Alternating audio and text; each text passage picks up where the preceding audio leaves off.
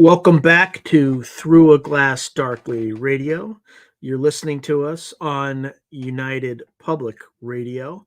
And the intro theme that you heard is Mark of the Doomslayer by Karl Casey at White Bat Audio. And today is kind of an open lines day. So I'm not quite sure how I'm going to do this because it's going to kind of evolve as we go through, but we'll talk about various sundry topics as driven by the audience. We'll first start with chat and the comments, and we can answer. I can ask, or you can ask me questions, and then if you are a regular, I might do something that I haven't done before, which I'll ask you to send me an email. And if you are a regular, just identify who you are. And I will maybe bring you up. But I got to be careful with that because for obvious YouTube reasons, I could be banned. So I guess the best way to do this is to supply... I should have had this set up beforehand, but let's see. All right, I'm going to put the email. Oh, brother, this is dangerous stuff, dangerous business. All right, so let's just create a little banner. Maybe not. Let's bear with me here as I'm trying to.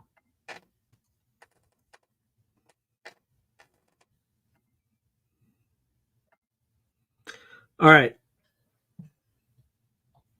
If you think you want to dip your toe in, email me at throughaglassdarklywithsean@gmail.com. Identify what your tag is, and maybe we'll have you on to ask a question. I'm not sure if I should be doing this, but let me do this in a little bit more of an efficient way where you can still see my name, and you can see it right down here. Okay, so that'll just be up the entire time. While we're doing this, though, driving down 95, looking for your cutie pie. Okay. All right. Before we do that, though, a few things. Today is the autumnal equinox if you are in the northern hemisphere. In the southern hemisphere, your vernal equinox has just passed. So, okay, a topic. The New Disclosure Buzz says the powers that be want it known that they have studied and identified a brain parasite that they term ultra-dimensional force. I have not heard that,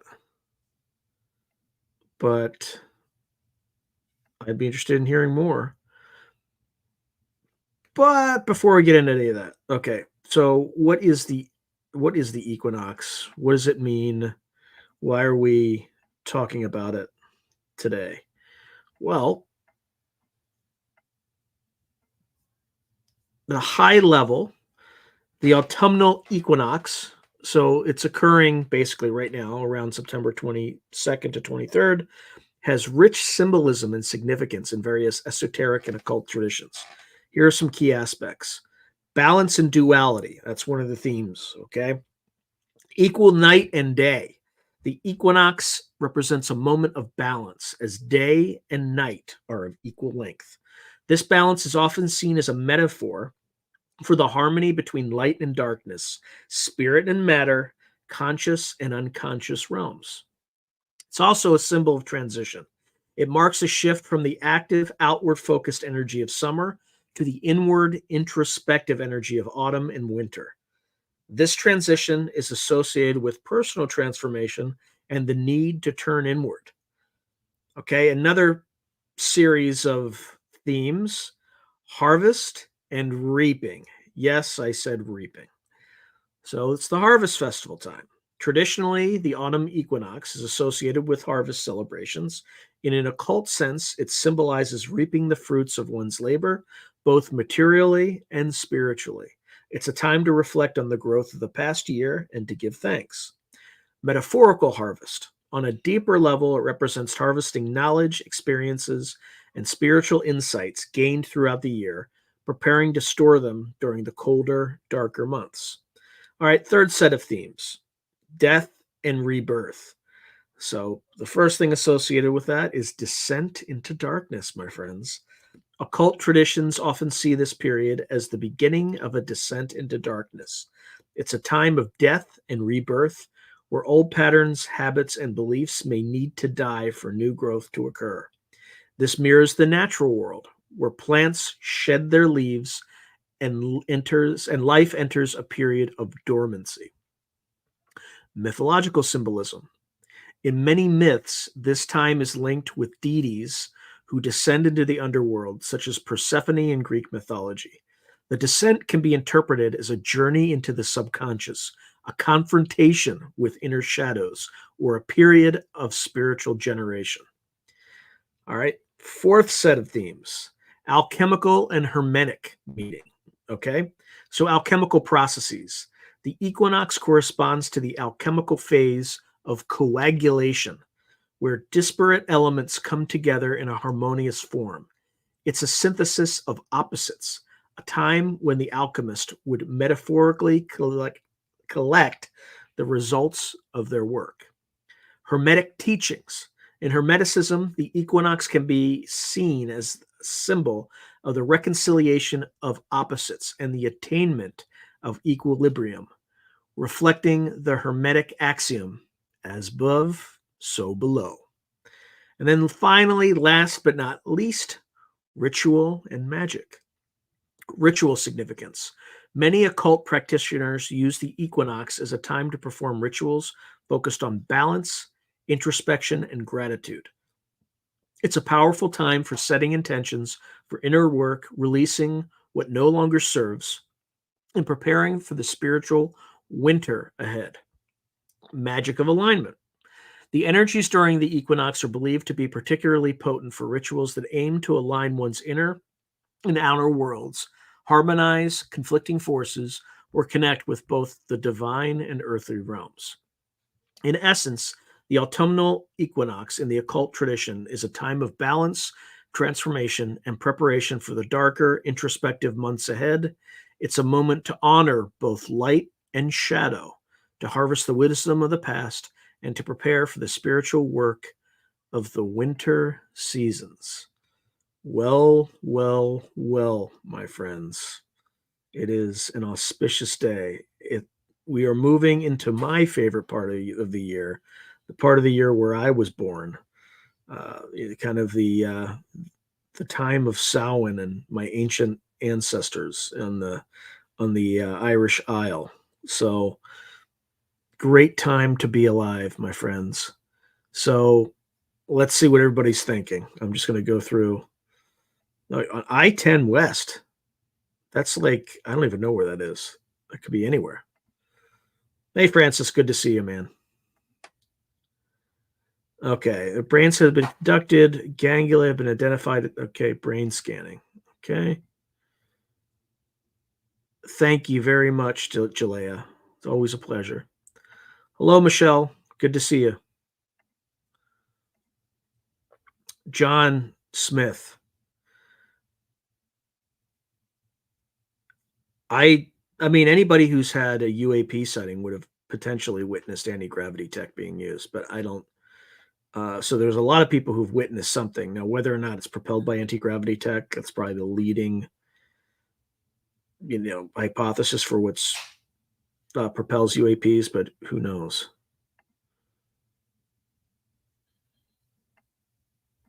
Interesting.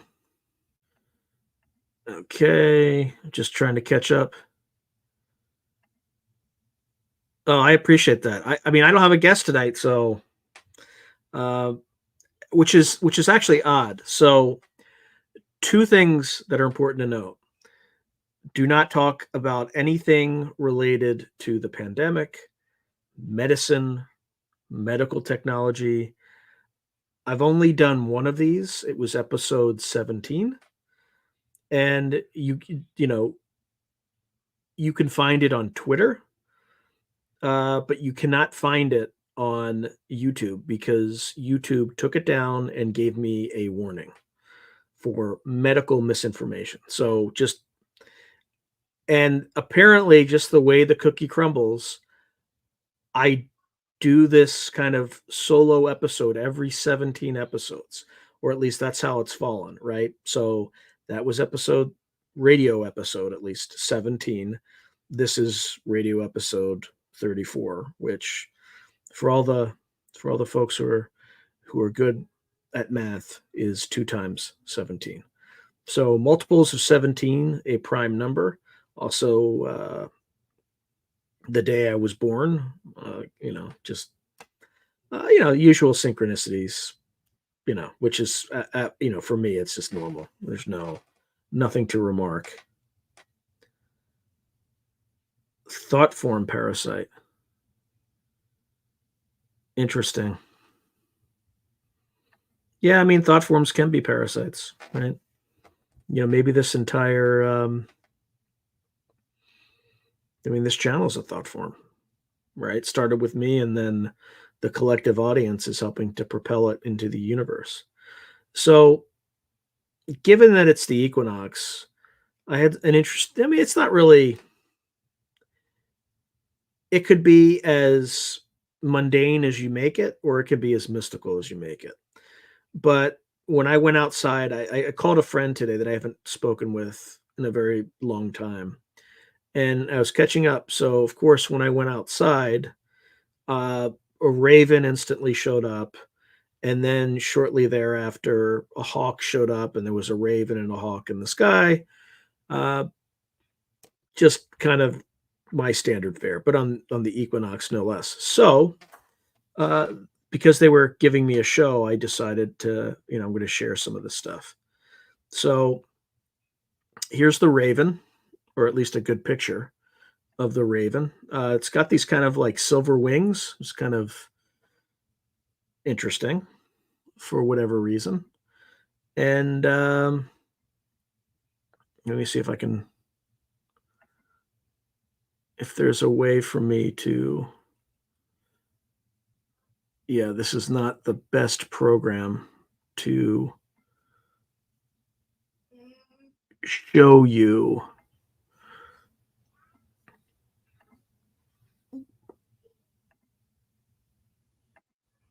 Okay, more raven, hawk, more hawk. I mean, look at that. These guys get pretty close, right? So, I didn't have to go anywhere. These folks fly over my house and fly over me. And then if you've never seen a hawk dive, you're about to. Oops. This is a hawk diving.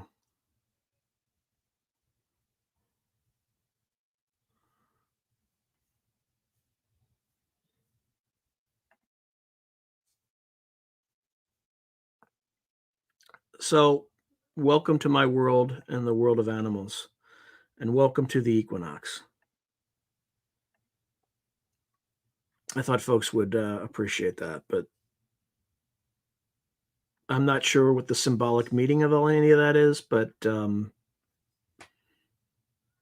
crazy stuff. No, I have not. Does it talk a lot about that? Synchronicities, Stephen? Oh my lord.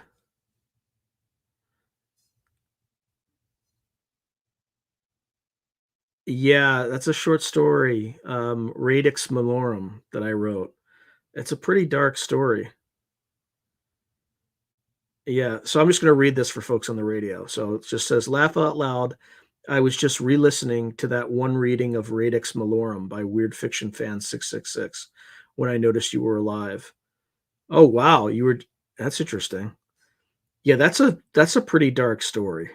I don't know where it came from, but it is pretty darn creepy. I also have a version on my site that I'm reading, but read go to Weird Fiction Fan. I mean, technically, he's not supposed to do that. Like, you're actually supposed to pay an author for or get their send them a contract and get their rights, but, I'm not like a famous author or anything. I actually appreciated that he appreciated the story. So, give him some views. Give Weird Fiction Fans 666 some views because he's got this really creepy photo. And just he reads my story. So thank you, Julia. I am doing very well, Honorable Gray Owl, although I have not seen an owl yet today. I've seen the hummingbirds, which I see every day, and I've seen, my my hawk friends and my raven friends. And apparently, when my son showed up on his college campus, a raven flew directly to his feet and landed, welcoming him apparently. So yeah, there's something strange. I mean, maybe it's just random. It's probably just random, but there's some strange stuff. Interesting. All right, so Stephen is saying yes, it does, meaning it does cover synchronicities, and it's very readable. I know. Yeah, I seriously, I know he's an academic, but his style is not that of a typical academic. I recommend it. He draws from people whose names you would recognize. Yeah, that's the one problem of reading kind of some academic work is it's very pedantic, right? And that's itself that word pedantic is pedantic, hoity-toity sort of. And sometimes the writing can be unnecessarily dense, right? When there's no reason to be. So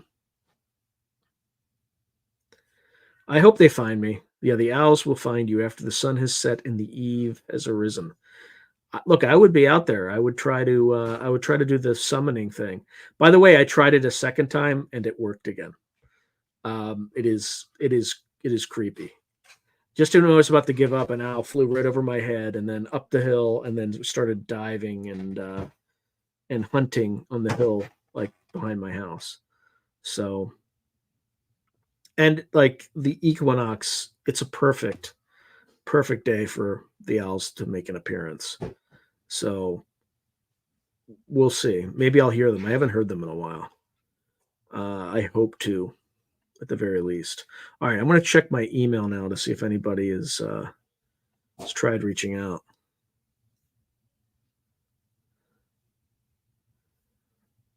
Troy, I don't. I'm not. Yeah, I'm not sure who you are though. That's the problem. It could be, hey, I'm your favorite fan. Like if I don't recognize you because you haven't said something or you haven't commented, I'm going to be a little bit. I'm sure it's totally fine, but I have to be super cautious, right? Like if Gray Al, like I don't know, I've never interacted with Gray Al in person, but he's been here so often. And oh, that's you. Do you want to come on for a second?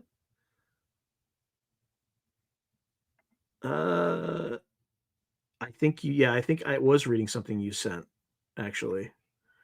Um, Let me stop sharing that. Just give me a second. All right, let me stand by. I'm crossing my fingers. Don't you have a potty mouth? And then we'll just do like a quick test, you know. Yeah, like ask a question. It'll be like a call in. Like these are open lines, sort of, kind of. Um, Again, I have to be super cautious. So, all right, stand by. I'm not even sure what to call you because you always have a dash. Um, all right, I'm sending you the StreamYard link. I think I just did. Yeah, I just sent it to you.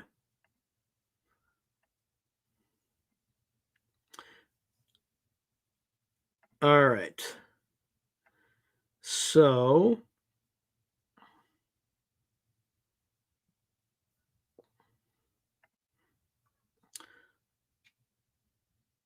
okay. And then Jalea, I definitely read what you sent this morning. I have to go back and find it and remind myself. Oh yeah, I actually watched some of that too. It was all about the polar shift and like all the legislation that they passed. And yeah, thank you for sending that. I appreciate that. I'm not well versed enough in it to kind of do a deep talk about it, but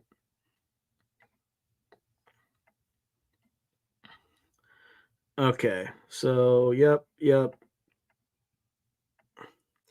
Okay, the other thing that I wanted to make note, um, and by the way, Dash, I guess we'll just call you Dash. You should use Chrome because if you use anything else, it'll be a problem. Yeah, I'd have to take a look at the mainframe description, but um, there we go. All right, Troy, you ready? Just give me a thumbs up. Okay. All right, here we go. Here we go. I mean, actually, let me make sure I have this configured right. All right, you are live.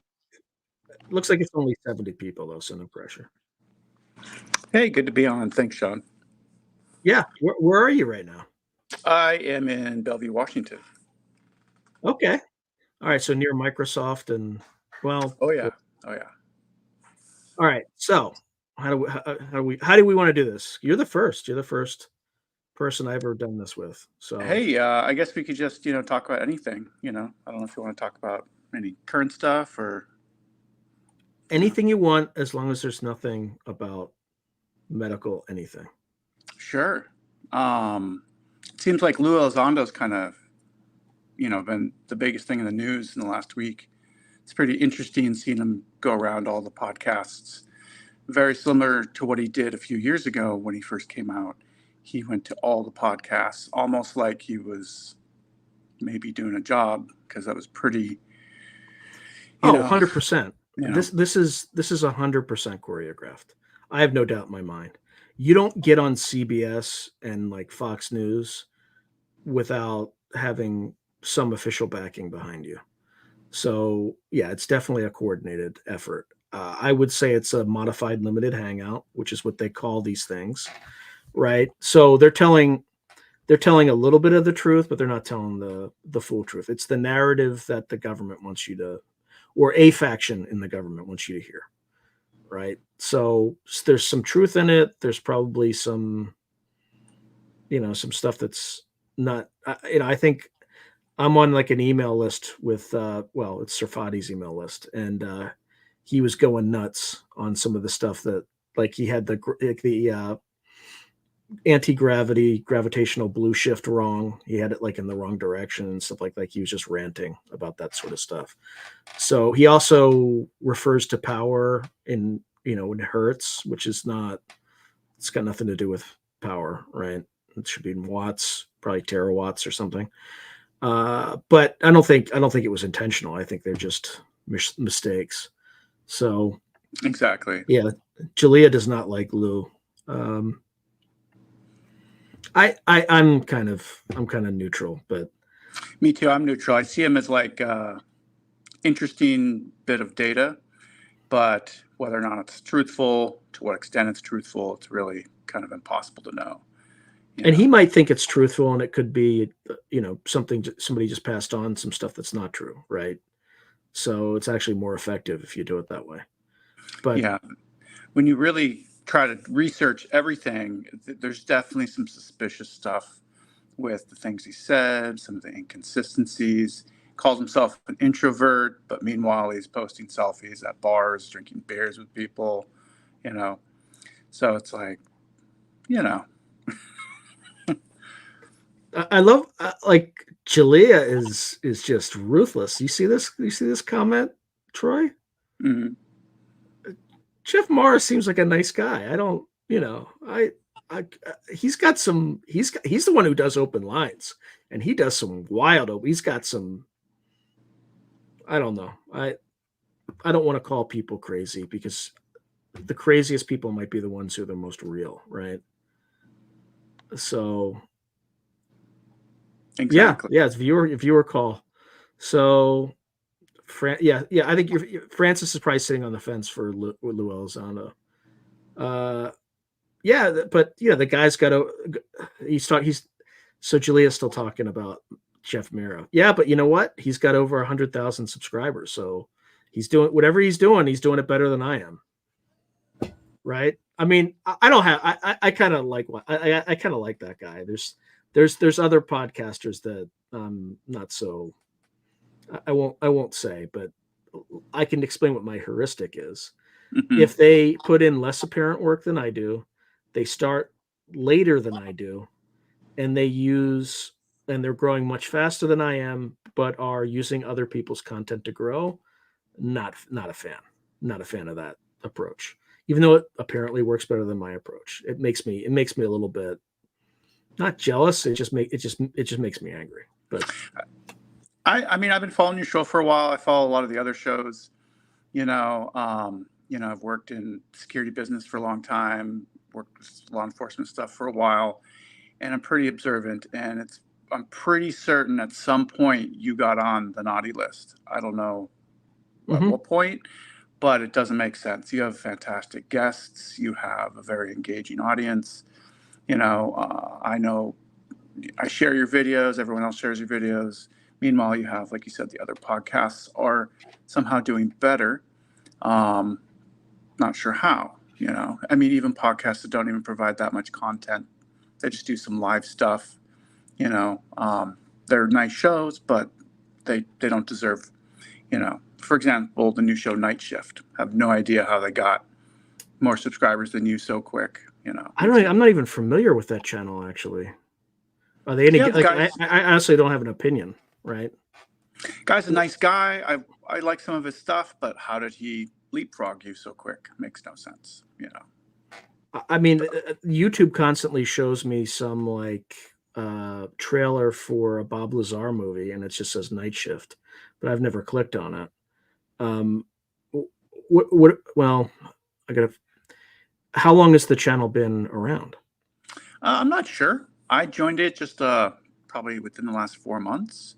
I mean, they did the whole, hey, we got 10,000 subscribers finally thing. I think they may be even up to like 12 or 13 now. I think they're up to 13. After 4 months? Yeah.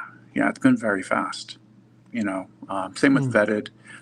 I don't know how that guy got so many. I mean, I have a theory, but I'm not going to say that. I won't comment about Vetted other than, the guy seems okay, but I don't know. Not that big of a fan. Yeah, I'm not gonna comment. He's but, okay. Yeah. I mean, you heard about the whole. I'm not gonna gossip, but you heard about the whole dust up with the Jason Sands interview. Yeah. Why don't you tell it? Because I don't want to be associated with gossiping. But which part of the Jason Sands thing? I mean, I'll tell you because I wasn't any part of this, but there was stuff going on in the back end. So someone reached out to me on behalf of Jason Sands because I have an interview with him that apparently he signed an agreement with Jamie Foxx or James Foxx. Oh, that's right. Yeah. Okay. Where he can't appear in, you can't have video of him prior to appearing in the program, which is a documentary that James Foxx is putting out. So, when he asked me that, I said, well, yeah, I'll just try to get a bunch of interviews between you and that, and I'll just keep pushing it out until it comes out. So just did it quietly, no issues.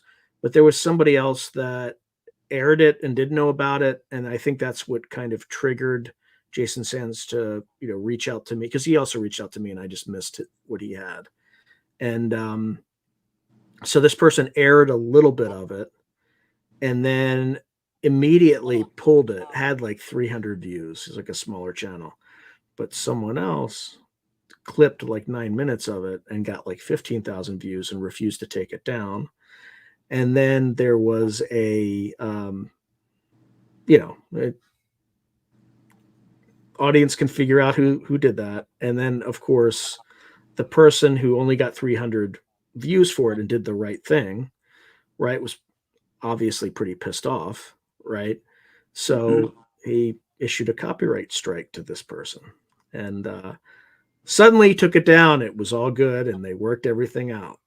So you figure that one out. Yeah, there's so much. The UFO world, ufology is so, it's like almost exponentially getting stranger, and with everything that's going on, to where we're all kind of experiencing this information fatigue, and this, because it's a very interesting topic, so we're all engaged. We all are hungry for more information, but then we kind of get this, inconsistencies, or sort of, weird drama that pops out, and then you have personal attacks and really strange stuff too. I mean, we won't get into that, but like on X, there's a lot of weird stuff, attacks on people, and it's just so bizarre. And Well, there's a lot meanwhile, of bots. There's a lot of bots too, right? So, as an example, on Reddit, let's take a different platform. On Reddit, they had like a for each of the subreddits, they were just saying congratulations to this community for the most Reddit users on the UFO subreddit, and guess who had the most users on the UFO subreddit? Let's take a wild guess. oh man, I can't. I mean, I will tell you, it's not. You could be wrong. I mean, I'm guessing like UFO subreddit. I mean, maybe Ashton Forbes or somebody. I'm not sure. Eglin Air Force Base. Wow. Because they use bots. They like there's very likely a like a not psychological warfare, but like an information warfare unit there. Mm-hmm. And the U.S. military is not supposed to be operating on U.S. soil, so I'm sure some lawyer came up, and I mean, you work in security. They're probably like, well, cyberspace is not a physical entity, so therefore, we can target American citizens via cyberspace because that's not on American soil per se, right? Even though there's routers on American soil, their computers are on American soil, et cetera, et cetera. But that's what the intelligence community does to drive consensus. They'll use bots, and then you think that that's the consensus because they just flood the information space with a false narrative. Have you seen that old interview with Jesse Ventura when he's governor of Minnesota, in a boardroom, talking about when he first became governor and when he met the CIA bureaucratic person who was posted in the Minnesota government? And he met him and had to introduce him to the new guy who was replacing him. And he asked him, like, hey, I thought you guys weren't, operating. And apparently there's a CIA plant in every state administration government. And then he also said, did you see that interview with Jesse? No, but I believe you. Yeah. And then he also said when he was first became governor, he was requested to come down to like the basement to talk to some feds. When he went down there, it was like 20 CIA agents in a half circle, and he was questioned. And before he started getting questions, he's like, who are, and it's Jesse Ventura, like, who are you guys? And some of them would say, some of them wouldn't. And, the big thing they had was, how did he get elected? That was what he thinks the whole thing was about, is how did this guy get elected?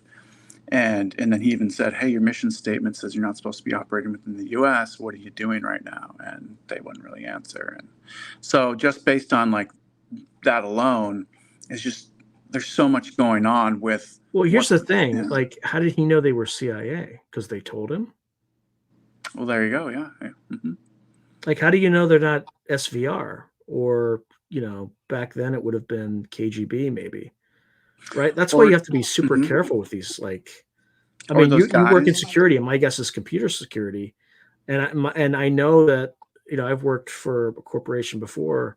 They would sometimes hire like former FSB guys to like be on their Russian desk. And so like all this stuff is very intermixed, Well, that's right? the thing about private security is it falls by different rules. For example, if you see those guys, remember those guys who drove their motorcycles into Area 51 and the white truck shows up and they're like, show us your hands, and they pull the guns on them. Those Mm-hmm. officers in Area 51 had no American flags, no names, no Army, Navy, nothing on there, which leads me to believe they were probably private contractors who were, they weren't even, military. They were private contractors, operating, which makes sense because it's easier to hire some people, source it out. If you're just going to sit in a truck all day and watch the borders of, Area 51, you know. So yeah, I think with the bots and the information and what's going on, even Lou Elizondo says that there's people just watching his every move, waiting for him to screw Mm-hmm. up. I mean, who has time to do that? I have employees. I don't have time to watch everything they're doing. So what is really like if they have the resources to do what they're doing and then also be, online, and then how Grush says there's a sophisticated misinformation campaign, I mean, how deep does this really get? How far reaching does it really get? And then with the misinformation and how they control media and how they influence media, what are things that they're doing that aren't even true that we're paying attention to?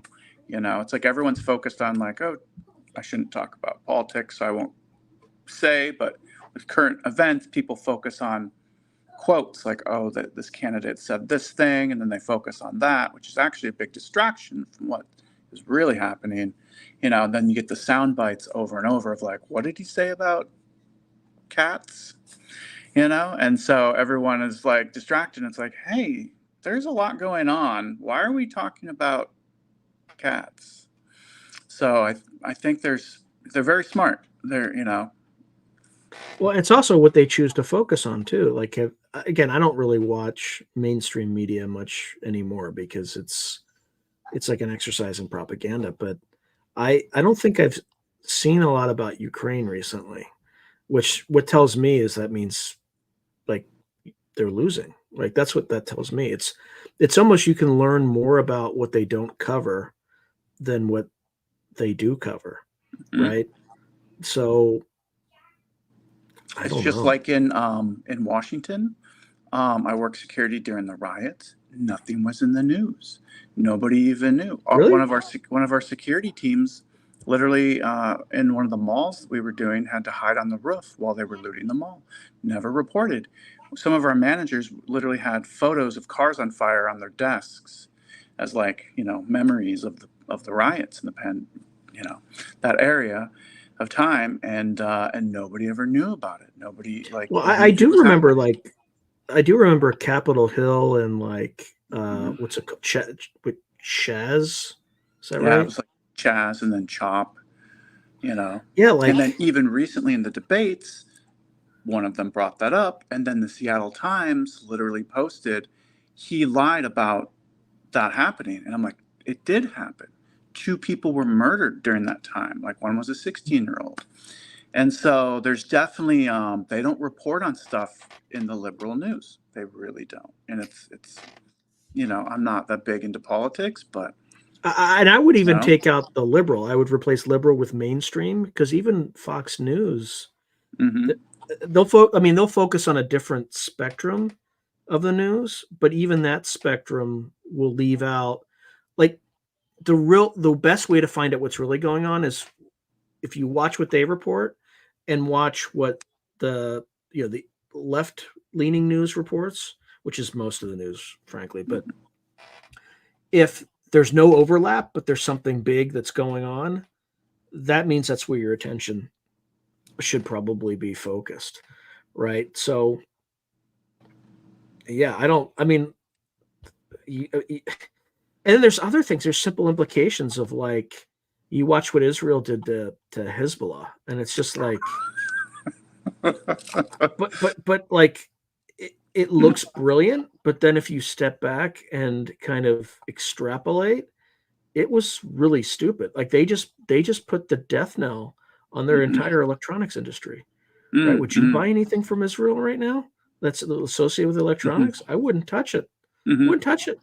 Yeah. And not only that, like this isn't Al Qaeda. Like Hezbollah is the real deal, right? They just put a target on every Jewish person in the world who won't be able to defend themselves like the Israelis will, and like Hezbollah has global reach. So, like, yeah, it made them look like, oh, those Mossad guys are really crafty, but then you have to step back and it's like whoever's setting your strategy, like you just put like millions of people at risk for what, right? So, and then I think they're going to try to drag us in, but like, Oh, after the government spent they the might. last 5 years telling every veteran that they're a domestic terrorist, good luck. Good luck getting their kids. I mean, I think they've already dragged us in. We just haven't officially, we haven't officially entered, but it's almost like they've already pointed and we haven't like entered the contest yet. But I feel like it's only a matter of time, a couple bad events, I mean, Somebody doesn't disagree, somebody disagrees. Francis, politely, I'm genuinely interested in your perspective as what you disagree with, and I will post it. But again, let's be respectful here. sure. I think our opinions, like when we say them, we can like back it up with like solid, like critical thinking and Yeah, go, you know? look, what I posted was it's just I just know that like when the United States does stuff like that, i.e., Stuxnet, which was probably a joint Israeli operation, we don't Yeah. sabotage our own equipment. We sabotage somebody else's equipment, right? It was Mhm. Siemens SCADA systems, right? It was a German company, but we wouldn't do that to like a GE engine or something, something like that. Yeah, could you So imagine if like Apple participated in some kind of thing? Like, would anyone ever want an iPhone ever again? I mean, Stephen King wrote a book in 2004 called Cell, and it was about cell phones being used as a, you know, I don't know, a zero yeah, day event or whatever you call it, right. you know? I'm sure. I mean, I'm sure the government has backdoors that allow it to do something like that. But um, anyway, you mentioned Troy that you thought I may have been on the naughty list. What makes you think Yes. that? I because I've seen your channel grow painfully slow. It's for some reason it's not getting the leaps and bounds that I've seen other channels. I mean, and I won't give examples because those people deserve the respect, but there's some channels that aren't that good. I mean, I give them 5 minutes. I'm like, all right, you know, and they have 100,000 subscribers, or 300,000. I mean, there's influencers who do mukbangs that have 500,000 subscribers, and they're Well, not even it that. could also be that they started earlier than me and they, publish more episodes, right? Hmm. Like if I see somebody who started 5 years ago and has 100,000 subscribers, good for them. Like Hmm. that's great. But if they started, a year after me and have fewer episodes and lower perceived quality, I'm like, It's almost like but your channel's like a restaurant that's really good, and you're always like, "Hey, you gotta come eat here. It's awesome." And then, but for whatever reason, it's just like the 5 o'clock dinner rush. It's not what it should be, and I don't understand why.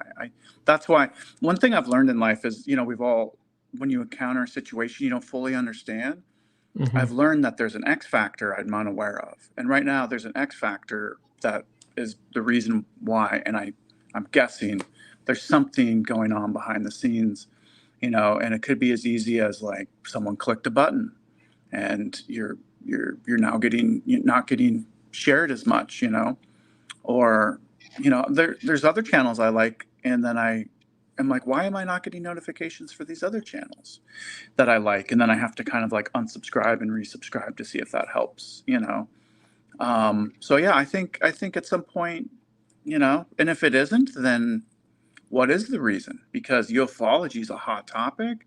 Everyone wants more. I mean, people are just giving away, like, hey, follow me, I'll follow you back. It's just everyone's channels are popping. So the only thing I can think of is at some point someone did something and it just puts your channel And I don't understand it really.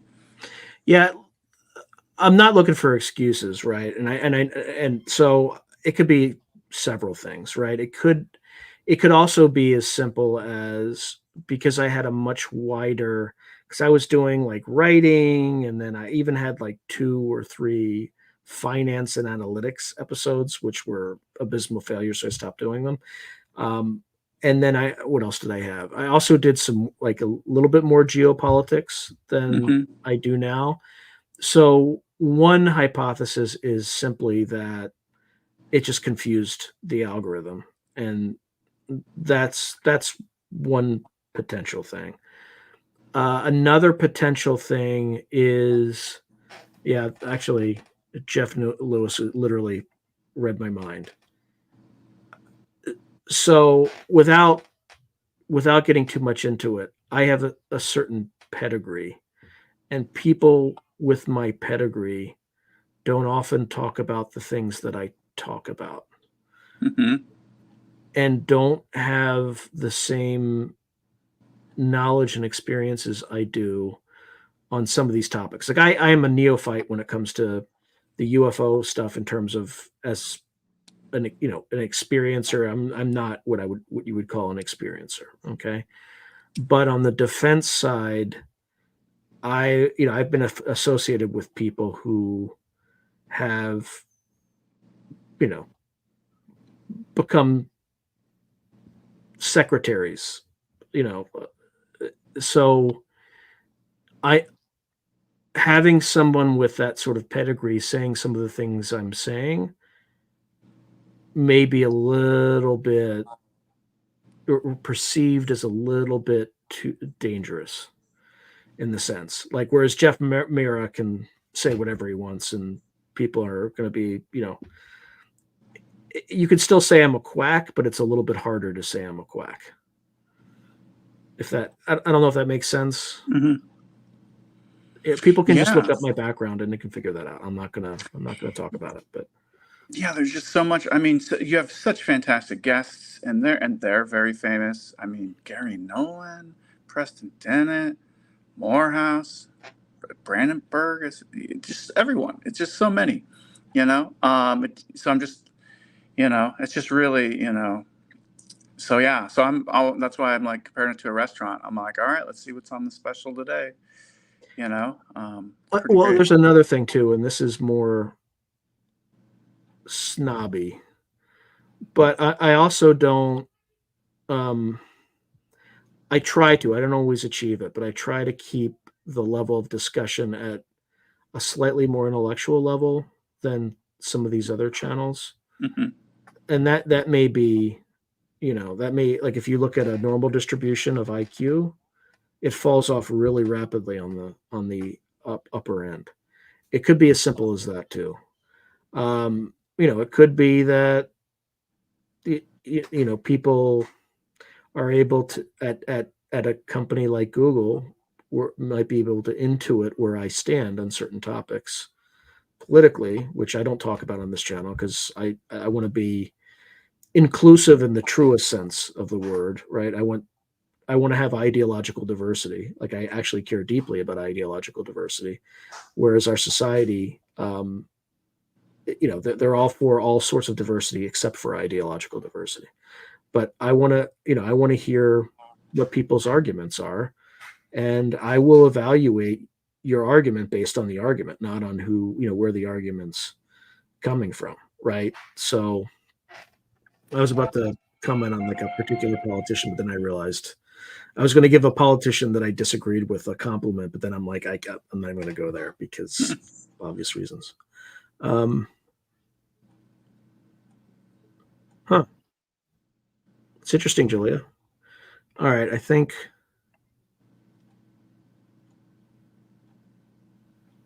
Oh wow.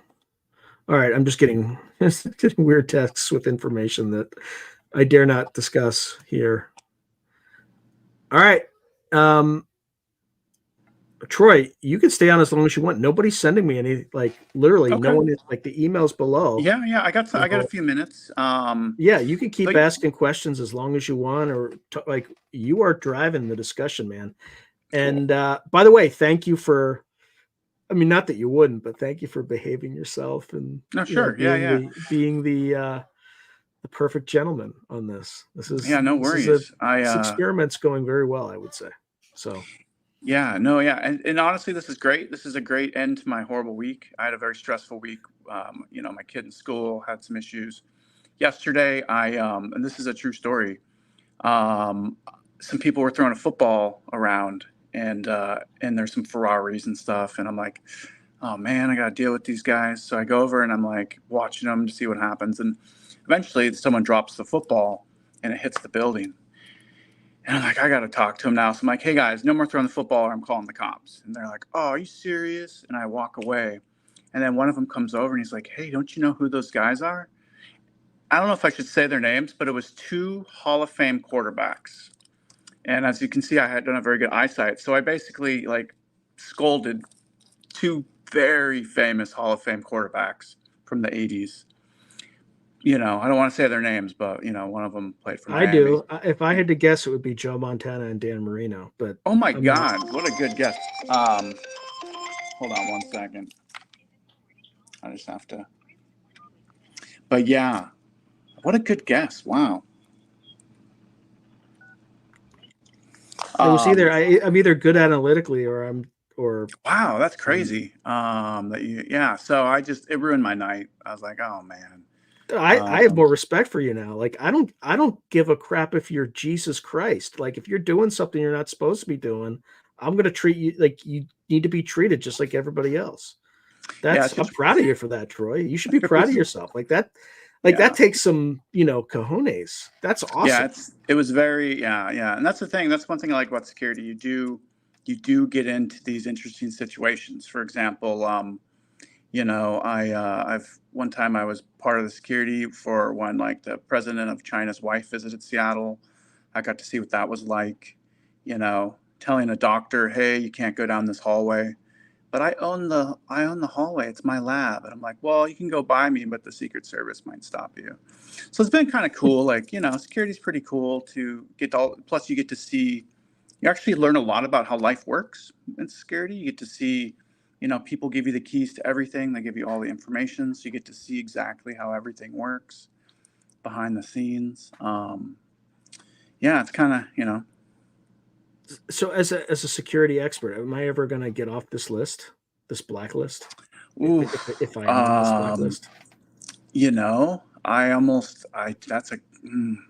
I'm kind of bummed out about it. Actually, I don't know what you got to do. Only ideas I would have is maybe just try to continue bringing on, very well-known people. Try to connect your spider web to their web.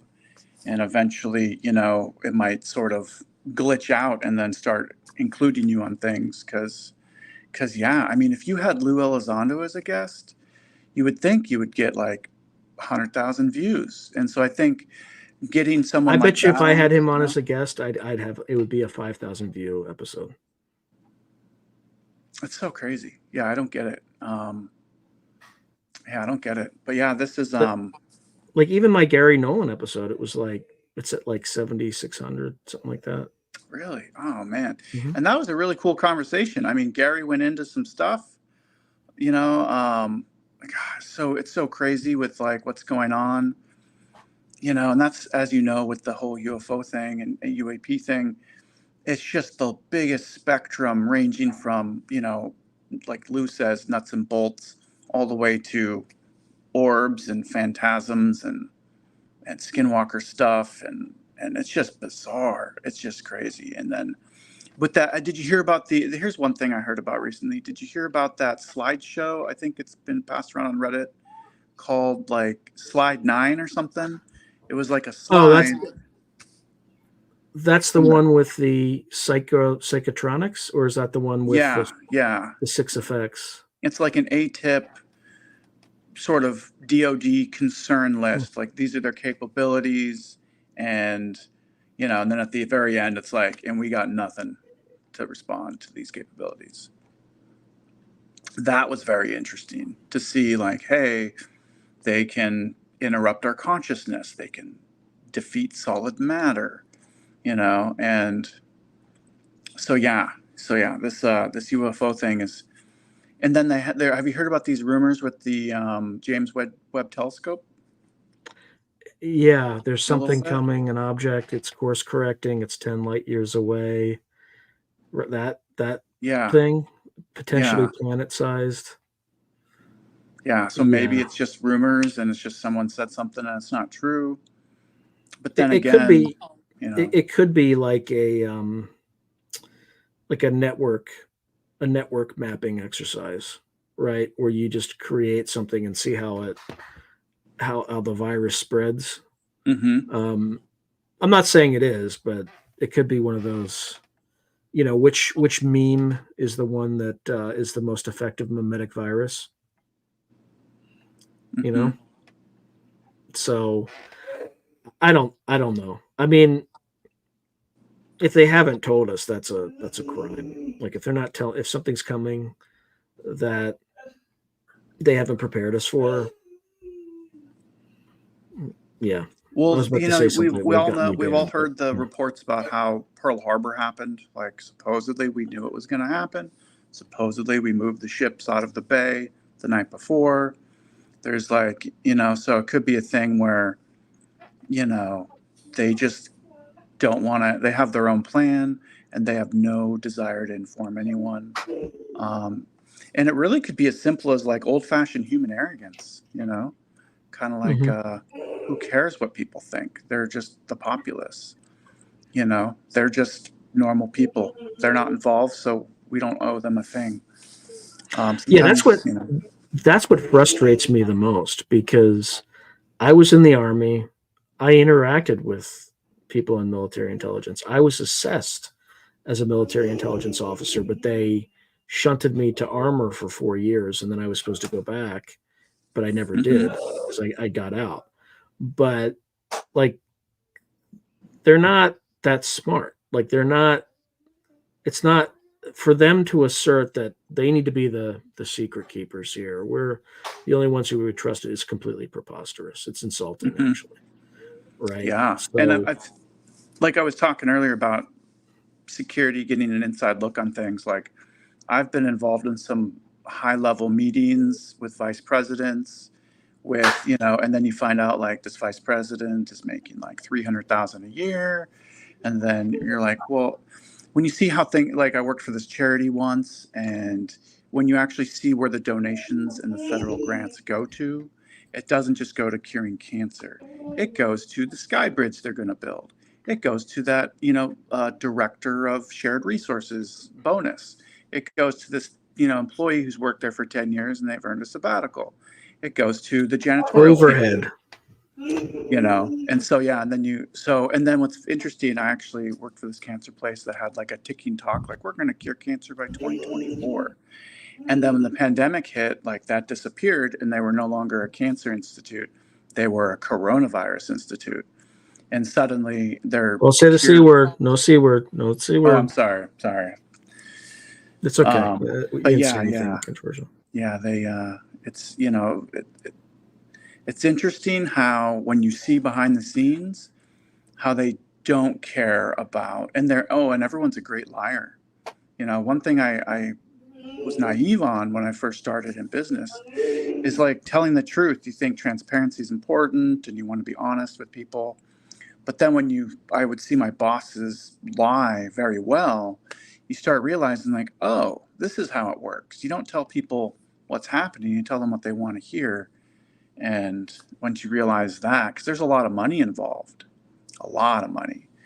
Um, and then when you see like how the inside of like the Amazon buildings work, like there's this one building they literally spent tens of millions of dollars to build, and it's empty. It's literally, and then they got to pay people to like watch an empty building, you know, and yeah, so Well, it's like, that's why they're trying to force people to come back to the office, right? Because they have mhm, all this, this massive building that they like. Apple did that too. I have a friend who's an employee at Apple, and he moved his entire family somewhere else, and they're demanding that people come back, and it's like, it's less efficient. Like we have a software programmer, you can do that from anywhere. Like Mm-hmm. where's the fire? Mm-hmm. So yeah, there's a lot of stuff that's going on with that. And then also there's the behind the scenes with YouTube, Google, right? I mean, I probably shouldn't even talk about that too much because of the naughty list stuff, but the fact that like we're censoring our conversation voluntarily because we believe Mm-hmm. there could be a financial consequence to this whole enterprise, and so it's upsetting, because meanwhile these sort of almost like and have you ever seen Loki? That show Loki. There's this I mean, I know I haven't watched the show, but I know the there are these character in time the streams in Marvel. Loki, and then they like snip off these little tangents. All these like we're literally editing our own time stream, and these tangents could go in really interesting directions that we could never explore. And then our brains never develop those like neural pathways with that new information, and we never create new memories of talking about it, and then they win, and no one ever listens to it, and then the conversations they allow to happen, those are the ones, that we start talking about cats. I won't get into that, but you know what I'm talking about with like the recent stuff with cats, and it's like, okay, we're all officially distracted. We've, Yeah, well, I think the nature of reality is such that the conversations that having in meat space are not the only conversations we're having. And I think when there are secrets that are kept, or when there's uh, efforts to censor speech, it boils over. And like all they're doing is they're converting constructive criticism and constructive debate in the long run into violence. Like mm-hmm, that's and by the way, I'm not urging that. I'm not like mm-hmm, remain peaceful, don't do but it boils over. And it also allows bad ideas to fester and metastasize. So there may be ideas that are so horrific that if they were aired in a public forum like this, someone would easily defeat them and shoot them down. Now, what happens is people don't talk about that stuff, and then they kind of offline talk about it amongst themselves, and it metastasizes. And like suddenly, some movement emerges, and you're like, "What the? Where did that come from?" Well, Google. It's because you suppressed it and allowed it to fester without the benefit of sunlight. Also, it makes it more difficult for the uh, police services to monitor and track these conversations, right? So it makes their job harder. So it's just counterintuitively, mm-hmm. or these corporations are behaving counterintuitively. It's just making it much more difficult to, well, you're not achieving the objective that you think you're achieving, right? You're just suppressing it and making it even harder for the powers that be to kind of say anything or to get the populace to believe anything. Because right now, like nobody believes what the press says, Mm-hmm. right? I mean, have you ever tried to do a Google search for like when I try to do a Google search for a guest now, right? Because I want to get their bio, like if their website isn't named after themselves, it doesn't show up in the search anymore. Oh wow. Right? Like I Mm-hmm. I I have to go somewhere else to find it, or I'll just stumble on it in the email that they send me. But like the person's own website does not show up in a Google search. Right? Like they And which solved this problem 2 decades ago, and now it doesn't work anymore. So, all right, I'm just going through some of these. I think I let's see. I'm repeating stuff. Hyper rationalism. I will have to check out that clip. State corporate COINTELPRO times 5. Yeah. All right. Thank you, Francis. Okay. So, yeah.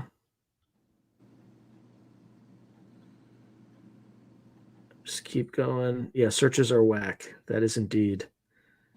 Hypernormalization by Adam Curtis. We'll have to check that out. Yep. Okay. Gone are the days where the www is a free market of info. Yeah. Yeah. Mhm. I mean, it's just so you have to go to DuckDuckGo. You even have to be careful of what you ask, artificial intelligence like ChatGPT, you know? Oh yeah, I've asked So, ChatGTP things, and then it will not answer me and say, oh, that's related to this, and I'm like, really? So, oh yeah, yeah. and then you got to ask it in a different way, and you know, but yeah, it's kind Have of you seen that interesting. thumbnail? That thumbnail I have of like the frogs coming out of that guy's mouth, the black frogs? Yes, You have no idea the the symphony I had to conduct to make that happen because Chat GPT will not you cannot get a human being to have stuff coming out of their mouth like that. It is that was foreboding. actually a really good guess too. That whole Yeah. thing was amazing. Yeah, And there's Jerry something to Marzinski. that. There's Or something yeah. to that. Yeah, there's Um, definitely something to it. But I had to convince ChatGPT to do a flesh-colored statue in order to be able to do that. That is the picture of a flesh-colored statue. So yeah, it is absolutely crazy. Oh boy. I think I have to read this. This is well written. Future forecasters looked at Klaus Schwab. They drew him. He looked like he was at a cosplay convention. Looked just like the Zeno of Scientology fame. It was so bizarre. Zeno indeed.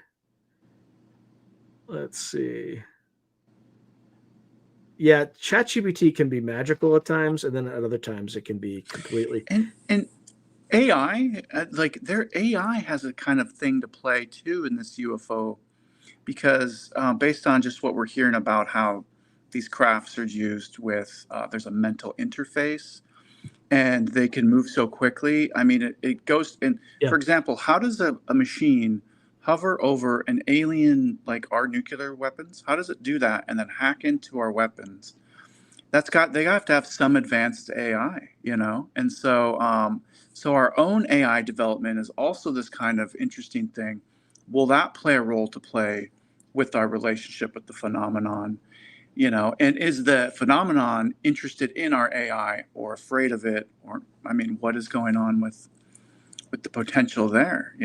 well, if you read that book that Luella, not book, but novella that Lou Elizondo talks about, Chains of the Sea, that's actually the theme. The theme Oh, is that these aliens come, they won't interact with humanity, they won't communicate with them.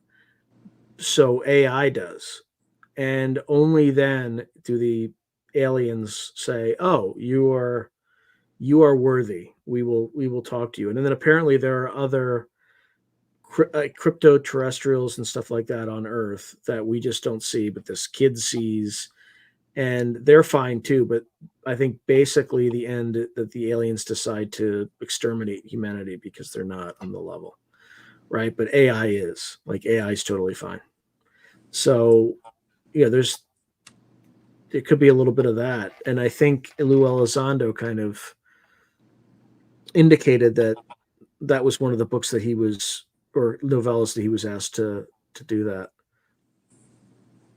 yeah. Speaking of eradication, Jon Stewart's kind of freaking everybody out with, you know, the end is coming, get ready kind of tweets.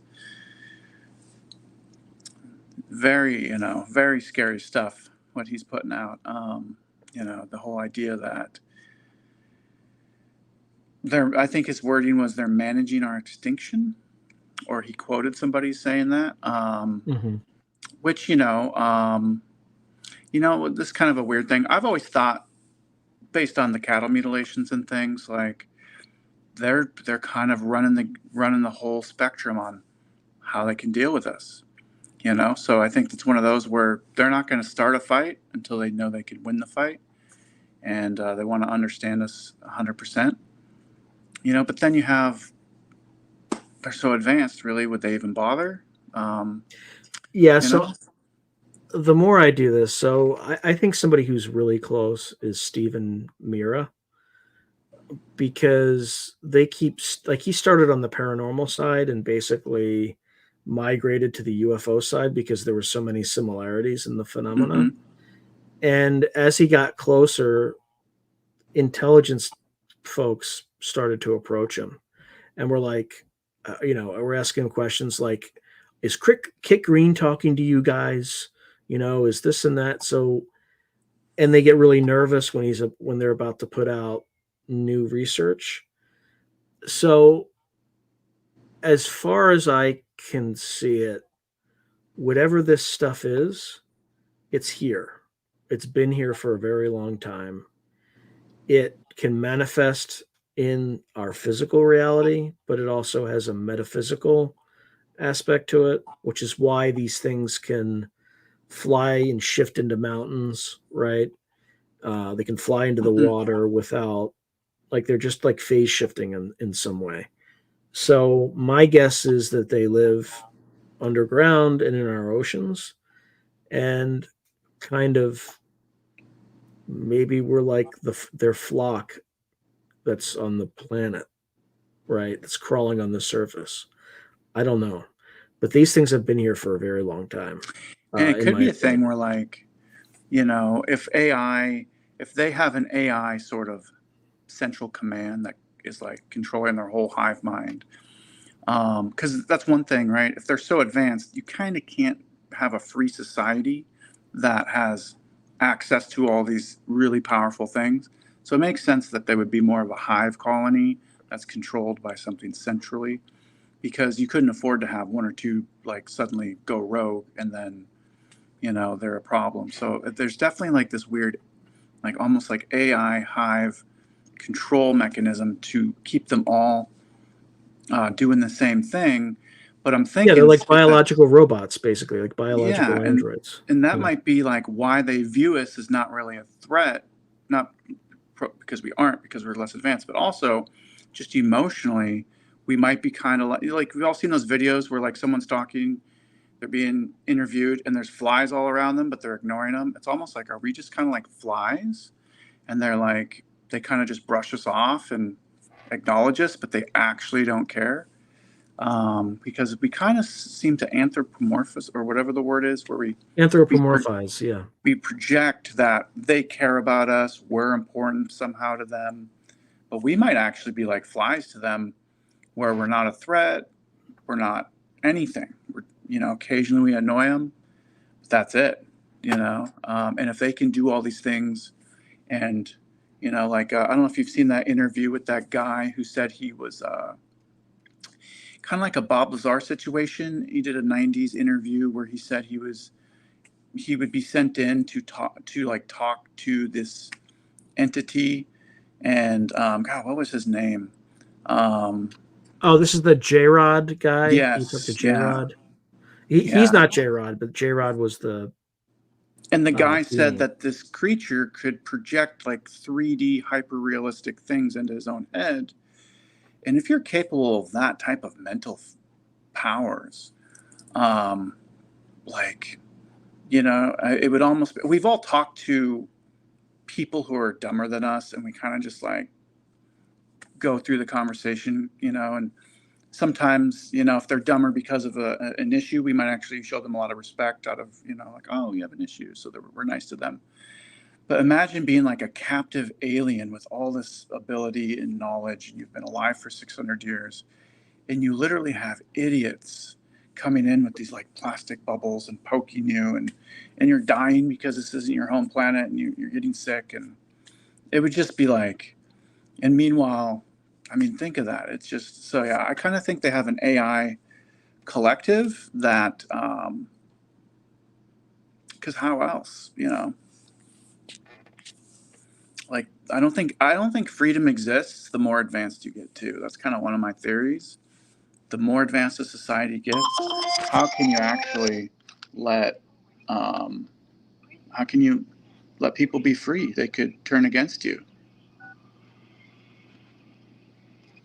you Well, it know? depends. Like if they're highly enlightened, right? Hmm. They can kind of be off on their own and things like that. But And that's a good point, right? If they're in like some kind of realm that's not doesn't have the physical consequences of, then yeah, you could definitely have a society of beings that are more enlightened, and for sure, yeah, I think you're right on Because that. one refrain in many encounters is you all don't realize who you really are, in kind of it's delivered in a way that seems again, I've never experienced it, so how would I know? But in a way that has kind of a mix of like either awe or like you're on an equal footing, you just don't realize it. Or it could be you're on a greater footing and you just don't Hmm. realize it, right? So one way that could be is that we're like lower level manifestations of a higher life form. Like you could call it a higher self, higher consciousness. It sounds woo. I could be completely wrong, but maybe maybe we may be more limited than what they are, but they just might be creatures within the machine, but they don't have that higher consciousness, and that might be why they're so interested in us. Is that they see us as much powerful beings that have deliberately limited ourselves to learn lessons or what have you. And that's the point of fascination, but also maybe frustration, right? Like, why would these ultimately, like, massively powerful beings limit themselves in this way? And the answer is to learn, I would guess, right? Or to experience, because if time is simultaneous and you know everything that's going to happen, right? And this is something that Grant Cameron has said pretty often. You would get bored really fast, right? So Hmm. in these bodies, it's much more stressful, but there's novelty, right?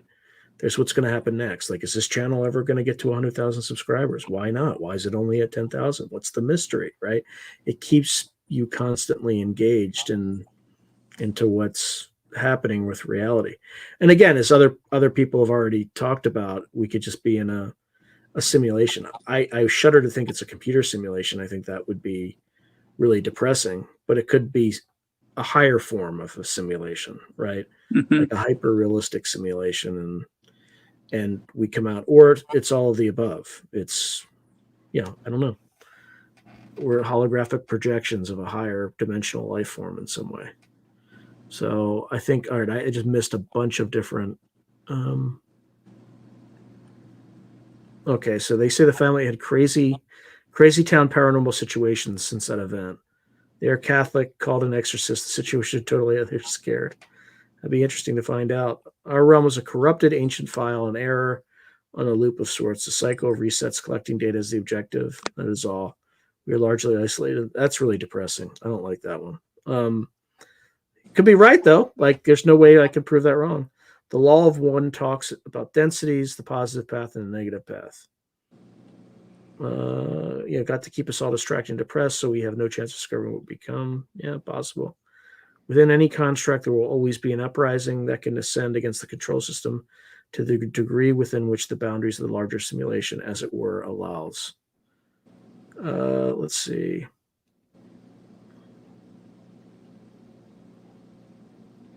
And This, everyone's experience with the phenomenon is different, right? I mean, your stories about these hawks and eagles and owls is it's unique. I mean, I live in Washington. I see stuff all the time, but I've never seen that from Minnesota, and I've never seen that ever.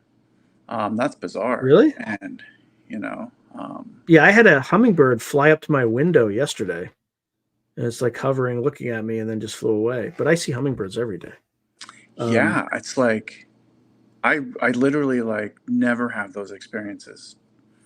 hmm. So you know, and yeah, and then if you look at and then Jack the Cosmic Road, he has his own unique experiences that are different. And then you have like Preston Dennett, he has some really interesting stuff. And then By the you way, know, the episode tomorrow, I think it airs tomorrow. He goes into like he had a fully conscious experience that I think he's talked to, but he goes into some depth. Like that's what the whole episode is. So Cool. definitely tune into that one because he goes there. Like we talk about like that's the entire episode. It's about his because he never talks about his personal. I mean, he does, Mm-hmm. but he doesn't like to because he's known for. Let's see. Would love to learn about it. I forget what I don't know what she was responding to. Oh wow, yeah. We don't. I've never seen a bald eagle around here, but I have seen them in Lake Tahoe. I've seen one before there. Um, let's see. Interesting. Yeah. Let me see if anybody. Nobody. By the way, you can send me emails and you can appear on here if I recognize you. And I knew a guy who he did a bunch of drugs once, and he said he was at this party and he did a deal with the devil. And ever since he did this deal, like he's been like untouchable. Nobody can ever. He gets away with everything, and it's just this crazy. I haven't talked to him in years, but people have these weird experiences that they can't explain. I mean, I would say I'm one of those people that You hasn't said he had. made a deal with the devil. That's what he said. He did some acid at a party in Hawaii, and he met someone who said he was the devil at this party, and he made a deal, and he just suddenly like nothing ever went, everything went his way. He like sold his soul at a party, and everything just went his way.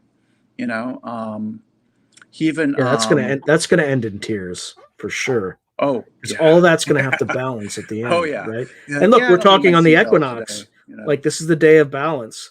Like it's going to be like everything's up, like, and then it's going to be the summation of all that in the opposite direction at the very end. Like Mm-hmm. not, yeah. I hope he enjoys his life Yeah, because unless he does some like self-sacrifice thing in the end to like I get don't think back that good. I think after you do that, you're done.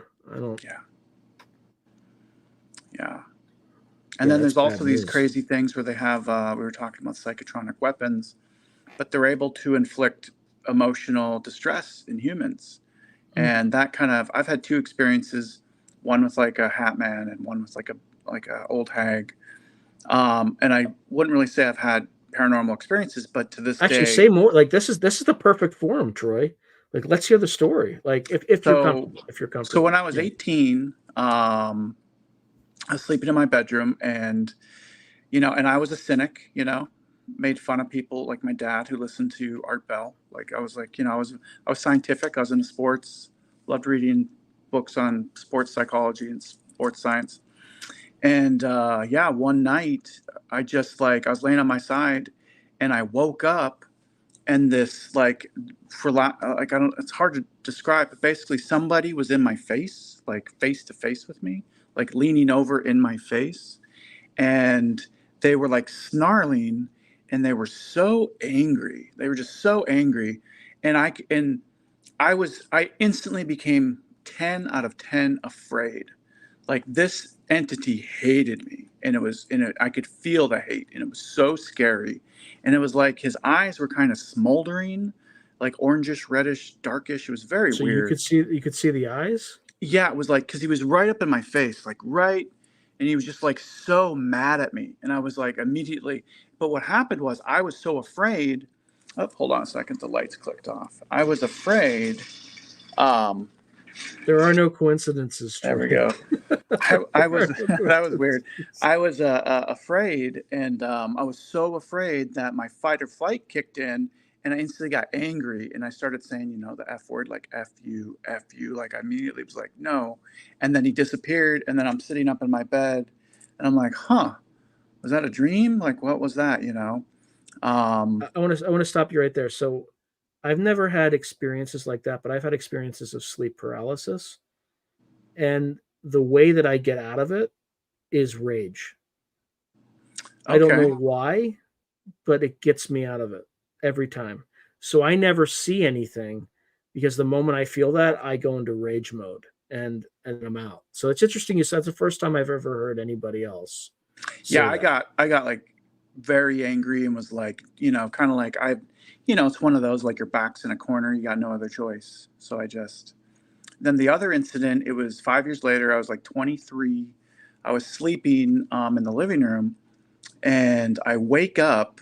I used to sleep on my back for many years. I just like sleeping that way. I can't anymore now that I'm older. But anyway, I look over when I wake up, and the second floor window, I'm on the second floor, slides open, and this like old hag banshee crawls through the window. And as soon as she like gets her head in the window, she like does this, like, immediately looks at me, and it's like, ah. And then she does the ah and jumps right at me, and then she grabs me and starts screaming in my face. And that was so terrifying that I didn't actually kick in the anger. I was genuinely terrified, and I just screamed back in fear, like, ah, this is so scary. And then she would jump onto the ceiling and scream at me, and then jump onto the wall and scream at me, and then jump back and scream at me. And I was just, with the old hat guy, I got angry, but with this thing, they won. I was just terrified. And then I woke up, and I was actually afraid. I'm like I play college football. I'm not I work scared. I'm not like, I literally approach drug dealers in Seattle. I'm not afraid of stuff, but I woke up upset and afraid. Or I don't know if I woke up, but I was suddenly alone in the living room. And what happened was I ended up going in my roommate's room, who's like an ex-girlfriend. And I'm like, hey, I had a nightmare. I can't be alone right now. And she's like, yeah, okay. And she thought I was trying to hook up or something, but no, I just cuddled up against the wall without a blanket and just was like in the fetal position, like afraid, like I just can't be alone right now. It was that scary. So yeah, those are my two experiences in my life. That's it. I'm going to ask you some weird questions. You don't have to answer them, but as a growing up, did you have any like major trauma at all growing up? Like what kind of trauma? Like I definitely had some. I grew up in an Irish household. With Okay, with so how bad did your dad beat you when you got? Look, I grew up in an Irish yeah, I household too. definitely got. Oh, for sure. Like I remember one time he was beating me, and my friend came over to play, and my friend was watching me get beat through the window, and we actually had to stop, and I had to go tell him like, hey, I can't play. It was like a very embarrassing thing. My friend is watching me, and it was like old school, like take off the belt, hit you with a belt. Like, oh, for sure. Yeah, I definitely had that for a few years. So But just like spanking with a belt, basically. And spanking with any the like belt. fist to the face or anything like that? Um, not like that, but it was but a lot of Okay. emotional abuse. We were always afraid to be yelled at. Like my dad's Yeah. my dad's a tough guy. Like he's like, yeah, yeah. So yeah, All so right. So definitely, no more trauma than I had. Like, you okay. know, I wouldn't say, Yeah. but I would So almost call it normal, even though that's not normal. I mean, it was like, it's that was it's normal. a. It's normal for people who grew up in an Irish family. But I think if you tell like upper middle class people these things, they're like, oh my god, you were abused. It's like, no, you just got punished, and it was consistent, and you Mhm. know what to expect, so you were in the straight and narrow, right? Yeah. I mean, to be But fair, I like, was doing some stuff, as a kid for sure. You know. yeah, what I'm talking about is like, you know, oh, interesting. The old hag in dreams is Irish Scottish. Oh, hey, Sean, I actually gotta go. All right.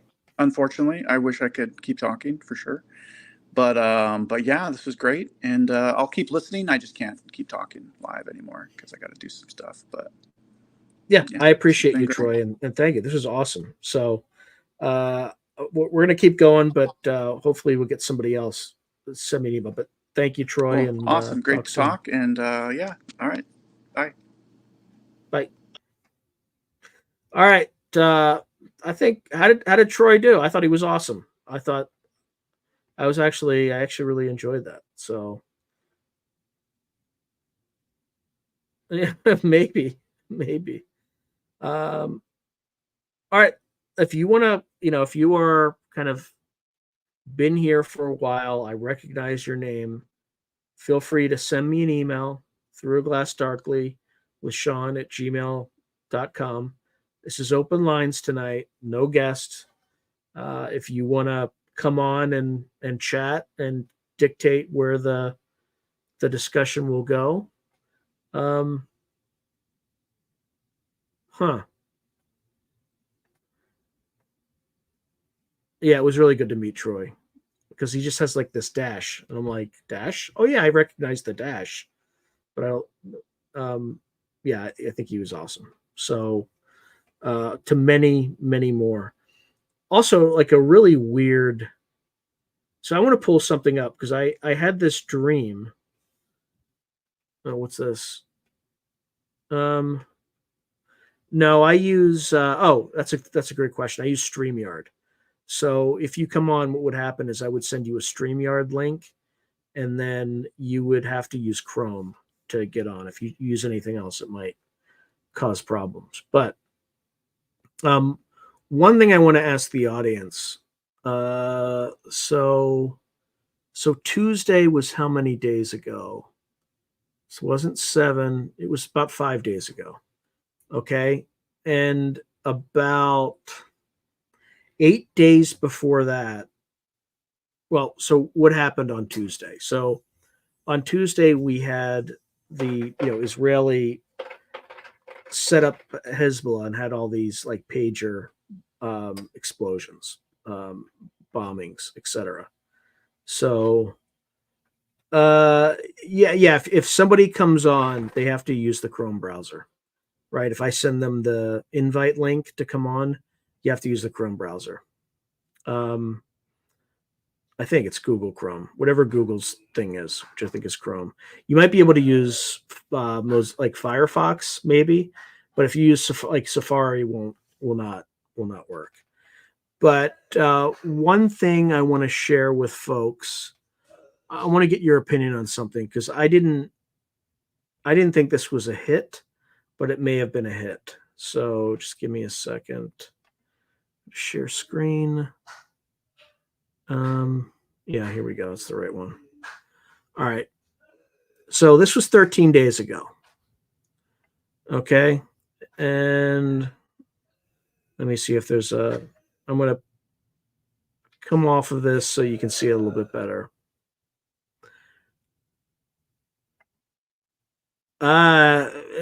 Might. I don't know though. So I'm going to reread this. This is a dream that I had about 8 days before the stuff that happened in Israel. Okay. So, and I want to get your opinion about it. If I could only find it, because now I've like lost it. This is really irritating. I have an enormous number of tabs open, and every single one that I've tried is not the right one.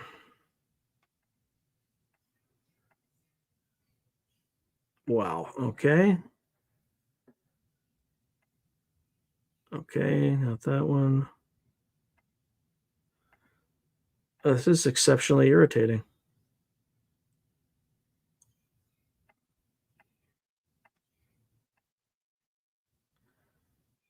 All right.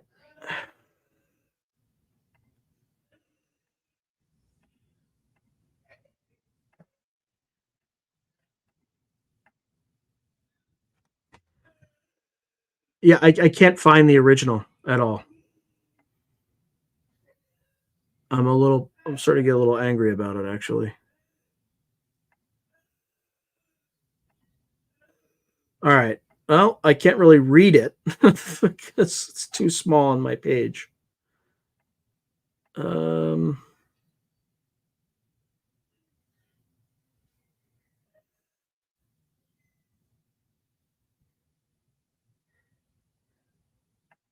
yeah,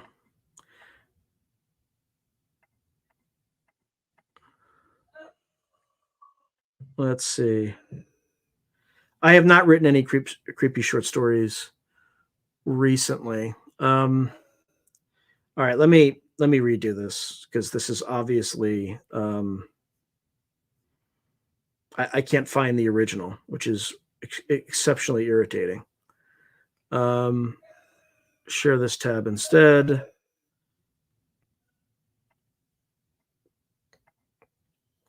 Okay.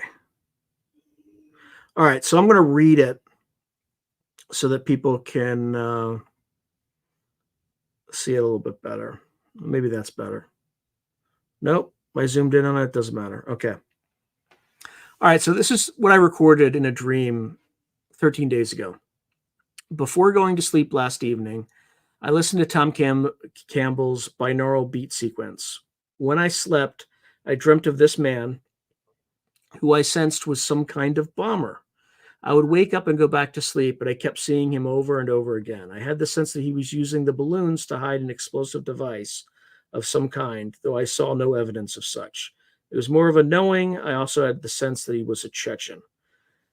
I didn't see any locations I recognized or any dates where such an event might happen, only that there was intent. I also kept seeing accounting imagery regarding the concept of amortization. My best guess, and it is just that, a guess, is that wherever he acquired the materials to build the device, a simple accounting of inventory by the owners of the source material would quickly identify the shortfall. Probably just a crazy dream, but its persistence throughout the night and its occurrence after listening to the binaural beats suggested that I should document the dream just in case it had any deeper meaning or social relevance. Only time will tell. Okay.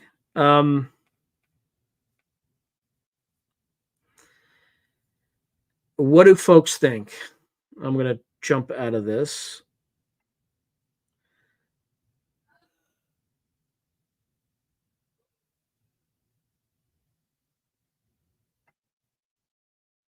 Yep.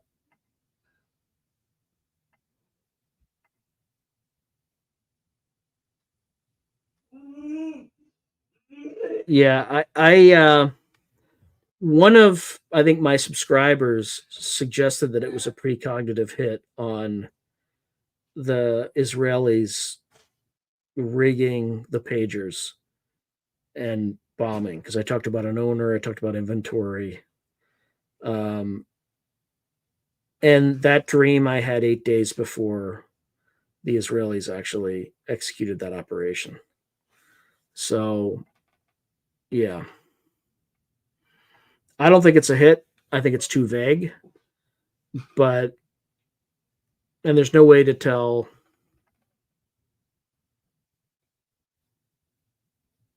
Yeah. I mean, I think Israel's electronics industry is toast after that. But we shall see.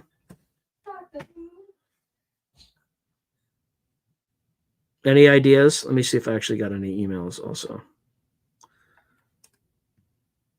All right. Nobody wants to come on, huh? You still got time. Oh, ICOM is in Amazon. Huh.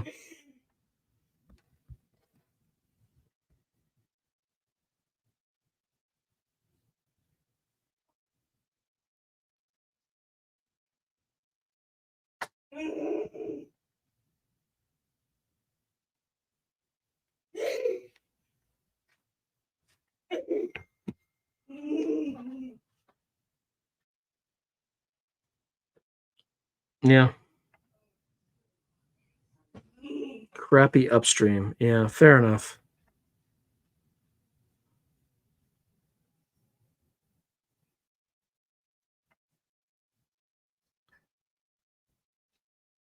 I don't get that. That's some scary stuff.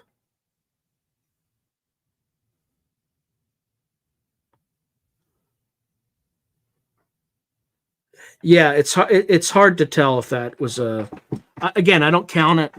I don't count it as a hit. Like that's it. That's too. It's not specific enough. But it could be. I mean, if the person behind reading this stuff had like in the Mossad or the Israeli armed forces has red hair, I don't know.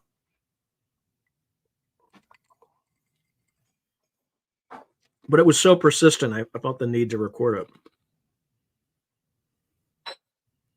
Interesting.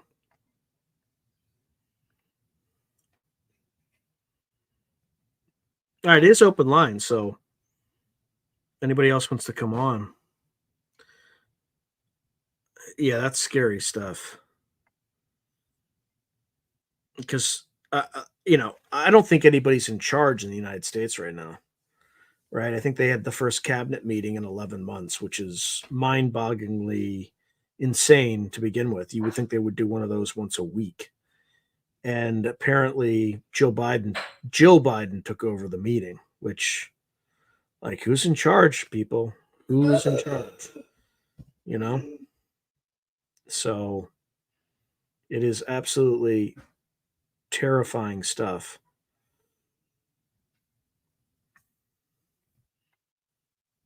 Okay. No, definitely you can pop on Gray Al. You talk enough here that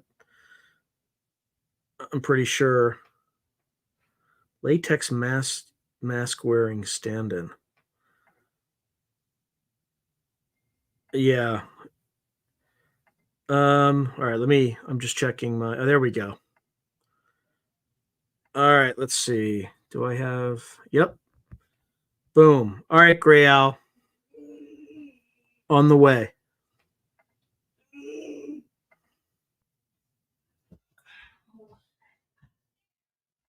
Interesting. Oh, here we go. What? No, that's not. Let me. Okay. Yeah, it is a figurative ship of fools.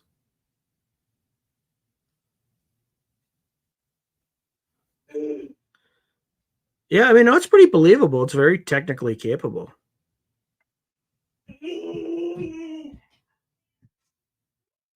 Jeff Dunham and Biden are interesting. What's the significance of that, Robert?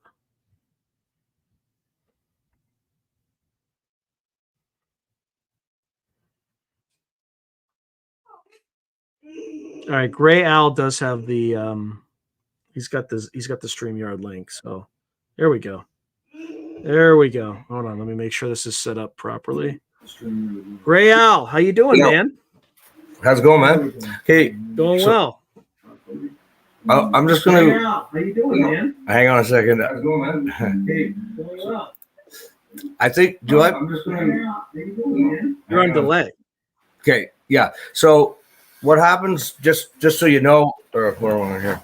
What happens? Just so you know, is StreamYard opens another window in the browser, right? And then you just have to kill the window you were watching the show on, or you get the double echo. It's good to see you, man. You've been watching for a while. It's good to see you. I know. Virtually, it's not really fair because we see your handsome face all the time, and then I mean, you have no idea who these lunatics are we're talking to in the chat. You know, I say that with kind words. I say that with kind words. Yeah, you guys aren't lunatics. So where are you from? I know you told me a million times. I'm up in the Socialist Republic. I'm just trying to get my star map in the background with the UFO shadow. You see? Oh, nice. Yeah, I see that. I make these cool, like, this is like a hood ornament UFO I made for my buddy Rob. You can mount it on the hood of your vehicle, you know. Like, where in Canada are you? Yeah, so I'm just outside what's called the NCR, which is the National Capital Region. Like, that's sort of Ottawa as our capital. That's where the Parliament resides. Yeah, you're in our socialist state, right? Our socialist communist republic up here. But it's tell me the truth. Tell me the truth. Tell me the truth. Like, what do you really believe on this? So Justin Trudeau, who's his father?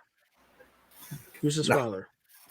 Oh, dude, I don't even follow like Canadian politics.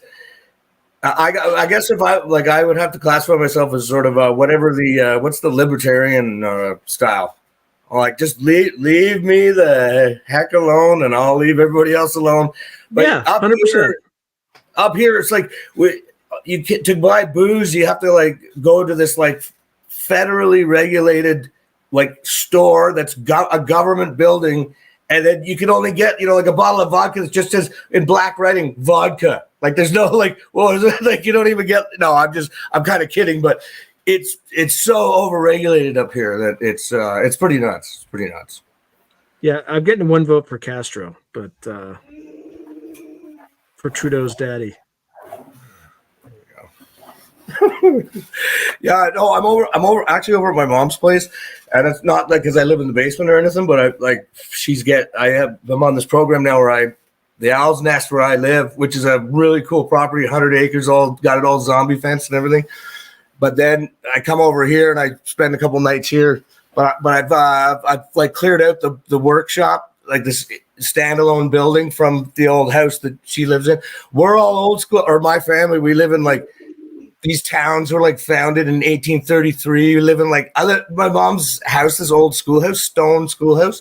I tell you, like that thing could absorb like the blast of a nuclear bomb. Like these are like old Victorian stone, you know. Like I know you must know about that old architecture or whatever. And then over at the Owl's Nest, it's like an old brick farmhouse, like up on a hill. It's like a Georgian. The top floor, like you could snipe off a zombie invasion, you know, like no problem. Is it like Georgian architecture? I can't hear you. It's like red brick. Oh, yeah. Hang on a second. Oh, my thing just screwed up. Hang on a second. It's all right. We can still hear you. Yeah, I'm kind of okay. Could you speak again? Yeah. Can you hear me? Okay, I got you now. Yeah. Okay, cool. No, that was my fault. Sorry. Did you have a question? Yeah. So like the architecture, you said it was like red brick. It's like Georgian architecture, right? Yeah. It's like built around sort of the end of the 1800s. You know, so when they were actually allocating these farm lots, like they were, and it's interesting. I have a book. This like census that was written, composed or published by the government in around like 1927 or something, and it has, you know, it's this whole sort of argument for why, like, you know, but then there was this big initiative to try and populate Canada, like we, you know, because the empire had taken control of it, and so it was all, you know, they're trying to sort of sell the features of it and everything. So that lot that I live on, which I call the Owl's Nest or whatever, it's 100 acre. They were parceling them off like these long rectangles. You know, so I'd say like 2 acres across the short stretch, and then this big long rectangle that goes back. But it's a pretty cool lot. Like it's got a whole like forest area on the back. You know, like a wooded area, like old. You know, full on wooded and everything. And yeah, I got a funny story, like some funny stuff that's happened there too. Like I told this story once on Spaced Out Radio on a viewer call-in where I've been on Spaced Out Radio before. Yeah, Spaced Out Radio is pretty cool. But I also noticed that there's a Dave new Scott, right? Dave Scott, and then there's a new cat. This guy Rob G.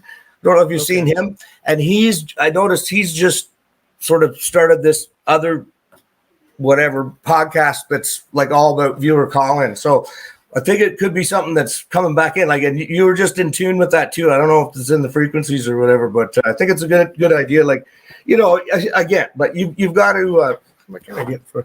You've got to just, I guess, because when I was on Spaced Out Radio, like I worked my professional life or whatever in a sales office, and my God, the profanity that went on in there. And so that's just the way I talk. I was on Spaced Out Radio. Dave, you're doing well. You're doing a good job. You're doing a good job so far. He had to bleep it. I was effing this and effing that. I was so into the story. I wasn't even realizing that how profane I was being. But no, I told the story about I was letting a buddy of mine use some of the land for to grow some medicinal herbs that he was running back there, and I don't really do that. I'm on the drink and stuff, but he was like, there was all this strange stuff that started happening back, and it's like back in like right against this sort of rock wall that goes into the woods. It could be kind of creepy at night. He was detecting all this weird stuff, and then we went back and this whole, oh my God, we found that. So he and I were this was at night. We weren't, armed up or anything. And we were creeping through the woods looking for him. We came upon this, like, he coined it as this like a creepy Blair Witch campsite that someone had constructed. Like somebody had built this, like, if we were calling it a coven or but like an actual like my God. lean-to, like they'd taken cut down trees and like made this big lean-to and everything. So we were like, what the hell? They came onto your property and cut Yeah, down this was trees? right on my patch. So I'm like, what in God's name? So, but we didn't know whether we were like walking onto an active situation or whatever. So and my buddy, he's stacked, like he throws the weights around and everything, and he was scared, man. He was terrified, and because we didn't know what the hell. And I was on point, and then we're looking around. He looks over in this tree, and then hanging in the tree is a like a modern like pickaxe. It was just like hanging on a branch. So he goes over just like out of a video game, shling, grabs that, and I'm like, he's like, okay, all right. I'm like, hey, you take point, man. We went up. There was no active like operatives or anything there. And then I went about, like, that's why I did all the zombie fence and everything. I bought this. Have you ever seen these Argo vehicles, like a mini tank with tracks and everything? It's like one of those hydro vehicles. So I bought one of those, blazed the perimeter around the whole 100 acres, put up zombie fence and all these signs. I burned that witch site to the ground, like the Chinese to do the wet market, just burn that some bit to the ground. It's the first thing I did. And then, we never had a run in or anything. Did you but bring it was a priest on there to like bless that place? Well, look, something? yeah, I was going to do that. I figured burn it to the ground. And then, but there was these weird artifacts. I have some of them. Like whoever this was, like. You took the artifacts into your house? Well, one of them I did, and then somebody advised that I burn it, so I threw it in the wood stove too. I still heat that place with a stove that was made in 1896. So it's old school. But no, it could have been like a woodsman living rough or something, but it was creepy as hell. And then up here, like I was looking into. So when I was doing these patrols, I go out and have the chainsaw, baseball bat, stuff like that, or 9 irons, a nice light weapon. But then I wanted like something to be able to take out a tango like from a distance, right? So I started looking at it, but I don't want to kill anybody. So I started looking at like non-lethal weapons. Up here in Canada, if you even like point a like, I don't know, like one of those beanbag guns at somebody, you're going to jail for the rest of your life. So like up here, you're not allowed to arm yourself, except the one loophole that I found was, I don't know why, I don't know how, but for some reason, there's absolutely no limitations on crossbows. So I bought this wicked, like, compound crossbow. It's got the quiver underneath. You can't fire a beanbag weapon at somebody. You can't even point a beanbag weapon. You can't even point a beanbag weapon at someone. But crossbow, you're fine.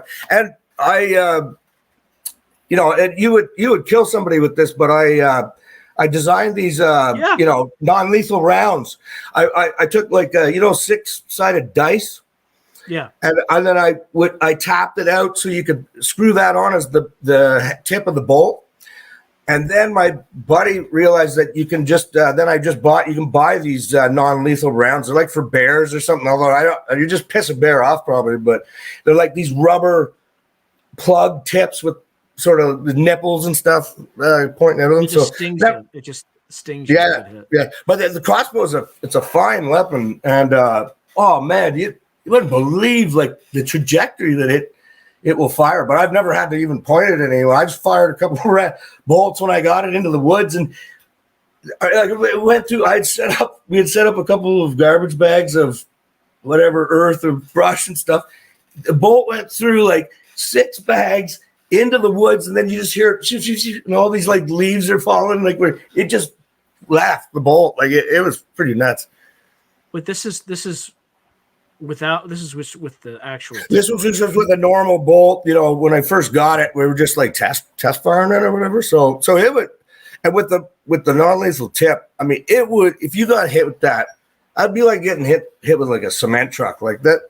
You can imagine that it would knock a person out. And then the plan was I would dig a hole, and like the person would wake up in the hole, with no one around, and then they'd be so scared they just, because you would just give them the message like, get that, don't ever come back, right? So that was the plan, but never actually had to do it. But yeah, but then I had a recent. I don't really want to get into it. It's just too odd, too strange. But I had some, whatever you want to call it. I call them X-rays, like aliens. I don't know what these shape-shifted sons of bitches show up at my mom's place recently, like or last winter, and that was just nuts, man. Like it was just bananas. Like I don't even know how to describe it. What are these things? What do they look like? Well, like, yeah, it's so weird. It's so weird. I'm still trying to, like, this is the thing. I've been doing this deep analysis on like videos. Like I started looking at the Las Vegas video, and it's bizarre. Like if you actually, I developed these kind of like MacGyver techniques for how to capture what was going on in it. Like I call it lensing. Like I developed a system where I actually took the sight off the crossbow, took the reticule out of it, and then mounted that over the camera of my crappy old phone so that you could zoom right in and like see. And it's amazing, like it's so weird, like the depth in which you can like sort of 3D go into the image and stuff. But I guess what I'm trying to say is that, yeah, I was a real nuts and bolts kind of researcher. And after I've been looking into this, then now I'm onto the cryptid videos and stuff because I've found what I believe are these. Well, I've developed like a system to analyze these videos, and then you can apply it to any different video. And I feel like in a lot of instances, it could be these are like some sort of trickery afoot, like shapeshifters that present themselves in such a way. The richness of the data is so voluminous that you could sort of interpret whatever you want, and it's shifting so fast. It's like these gaseous clouds almost that form these beings, and so for 1 second it looks like one thing, and like a plasma. That's what Rob Heatherly is thinking now, because he's been sort of following my work, if you want to call it such, and he's thinking plasma. But it's unbelievable. But it's almost like I don't know, like it's. So, anyways, the point I was trying to make is I've gone like from nuts and bolts to like basically like full woo woo. Like I'm flying right over the woo woo nest, like. It's just so, I guess you'd call it, I've gone full Jack Valet sort of style. Like it's so, I don't know. It just seems so complex and it just seems so not to be, no, I'm not saying there aren't, but the stuff I've looked at doesn't appear to be, spacemen in a metal disc arriving from another planet. It looks, unless they're using some sort of mind job or something, like, but then why would the camera catch all this? So it's pretty weird. I think whatever it is, it's been here for a while. Yeah, that's what I think for sure too, and it, or at least one subset of whatever the phenomenon. Yeah, that's right. Because I mean, we have to assume just by the laws of averages or whatever, if we assume that that the universe and our reality is what we think it is, like the vast space, there has to be multiple players, you would think, or other like Earth-like planets with, some sort of life there. So I'm not discounting any of that. It's just like, when you look at this Vegas video, because I was looking at it with some other buddies who were, they weren't willing to wander away from that nuts, like one of them had it set in his head that it was grays, these grays. And so when he was looking at the data, he would just discount all this stuff that's going on, like crazy stuff, and then he would look to try and find what looked like a gray. Like that's all, so I feel like different people they're looking, or they pull from they have preconceived notions right about what they're looking for.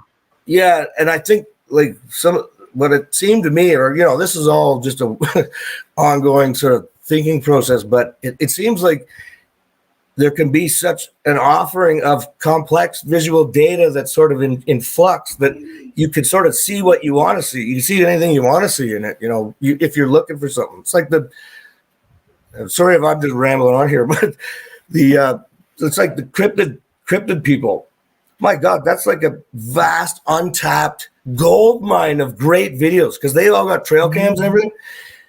And oh my God, they've got great stuff. But if they're Bigfoot people, it's always they see a Bigfoot, and if it's like Dogman, they see it.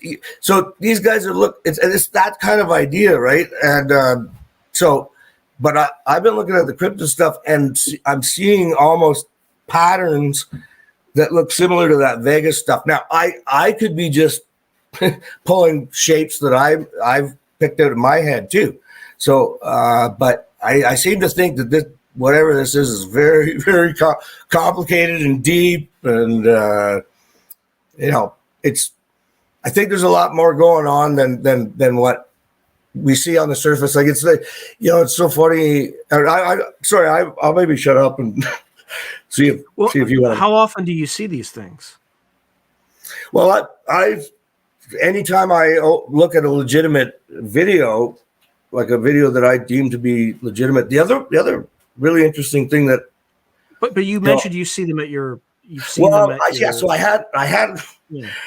Yeah, I had a visit. They showed up, and it was really weird. About like 10 minutes before they showed up, I knew they were coming.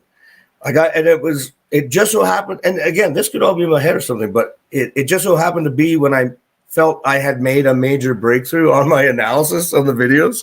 Like I'd figured out sort of in my head what I thought was how they were able to sort of maneuver into these shapes and stuff. And then I was like, oh my God, they're on their way here. And then lo and behold, they showed up. So I think Jalea is asking. Yeah. The one that showed. Yeah. So look, when I say one, like these could all be just one big something that can operate as independent units. I don't really know, but they, and I guess maybe and I don't really understand, not that I necessarily know how to define what is interdimensional, but these things seem to me like they materialize out of nature almost or something. I don't know. Or they're able to pass through a membrane that's up against the membrane of our reality or some such thing, or they're using some phase cloak if you want to go nuts and bolts on it. But this thing. So I'm at my mom's place and I know these things are coming. Don't ask me how I know. I just know. And maybe I had a little psychic episode or something. Who knows? But my mom was there. She woke up at one point. But anyway, so I didn't think these things were coming. I was at her place. The front door is like this. It's like an old castle door that's like, I don't know, 12, 13 feet high. Oak door. Like you're not getting through that. But then there's this like bank of windows above it. Mm-hmm. That would look down in. Well, who do I see up through those windows, like looking down at me? Was for the best, and take this for what it's worth. The best that I could describe it, it looked like basically a Tyrannosaurus Rex or like a dinosaur head, but I have like these like snakes growing out of its face and stuff. It was really bizarre. It was really very intimidating. Like an octopus, like pseudopod. Yeah, but like freaky deaky, like real weird, really weird. But it was a solid thing. It wasn't like an apparition or anything. And then I was expecting like a at that time my hypothesis was that this was some sort of like vampiric, like a vampire thing that was maybe like absorbing people or something and consuming them, because you see all these like weird faces and stuff in the it's like The Thing. Like The Thing. Oh yeah, so weird. And anyways, and like it looked, and it really dark and like sort of evil looking and stuff. But so I had planned on, I thought if I had to like face this thing, I was gonna firebomb. Now, I have to ask this question. when this happened, were you drinking? Were you No, smoking anything? no. I But didn't I think had, so, but I have to ask no, it. Right. no. I mean, I'll take a drink and stuff. But the one thing though that I do tend to do is I will stay up for longer periods of time. So, and I find that it's that your filters dim somewhat of how you perceive reality because or With, optical with information. sleep depravation, right? With sleep deprivation. Yeah, and I wouldn't necessarily it was like sleep deprivation, but it was I was tired. A normal person that's not used to that would have been tired or whatever. But I was alert when this took place. But the way that just going back to the analysis, like I had the shift that I had was that I realized that what was happening in, like, say, that Vegas backyard, it just didn't make sense. You couldn't consolidate it with reality if you accepted like what your brain was perceiving it as. Like when we look around a room or whatever, we are only optically observing enough data of any given object, and that until there's enough data that our brain says, "Oh, I know what that is. That's a laptop, or that's a whatever," and then you can look on to the next thing. So we don't actually, or we don't often in our day-to-day goings around, like actually spend the time to observe, like, what is that I'm looking at, right? And try to remove your perceptual filter and just try to observe the raw data optically. So anyways, I don't know where I was going with that, but yeah, so I was tired or whatever. I had been up probably like, I don't know, 15 hours or something like that, or no, like maybe 18 hours or something like that. But yeah, but I saw this thing. Anyways, so back to the thing. So I was expecting. By the way, when did this happen? This was last winter. It was snow on the ground. It was cold. There was snow and everything. Like in like January of in like December or something like that. I could look up the date. I have like what year though? Was it 2023 or 2024? 2023. Okay, you know what happened in 2023, right? Not well. Yes and no. There were 3 shoot downs. There was a shoot down of the Chinese balloons. Yeah. There was a shoot down over Canada, and then there was a shoot down over Dead Horse, Alaska. So I assigned like Daz Smith and a bunch of remote viewers. Mm-hmm. Oh, nice. Oh no, I saw that episode. That was great. So I didn't specify where. I just said the last U.S. crash retrieval anywhere in the world, and what they described. I'm not saying it was Dead Horse, Alaska, but they described it like a wintry scene or whatever. Yeah. But one of the remote viewers described an entity that was like exactly as you're describing, like a shape. Shifting. At the nano level, could shape whatever it could appear as, whatever it wanted to appear as. So I'm not saying it's the same thing, but it's just kind of. I was fascinated with that episode because it was great the way you did that, because you talked to the observers and then Daz came back, Daz Smith, who's astounding, and he did gave a more detailed analysis of the data from his perspective, having the experience or whatever of doing such a thing. Yeah. Well, and I think remote viewing is amazing. Like, I think that is going to be one of the most valuable tools we have available to us as citizens that want to know what's going on. Like, I think I cut the feds loose long ago. They're not going to.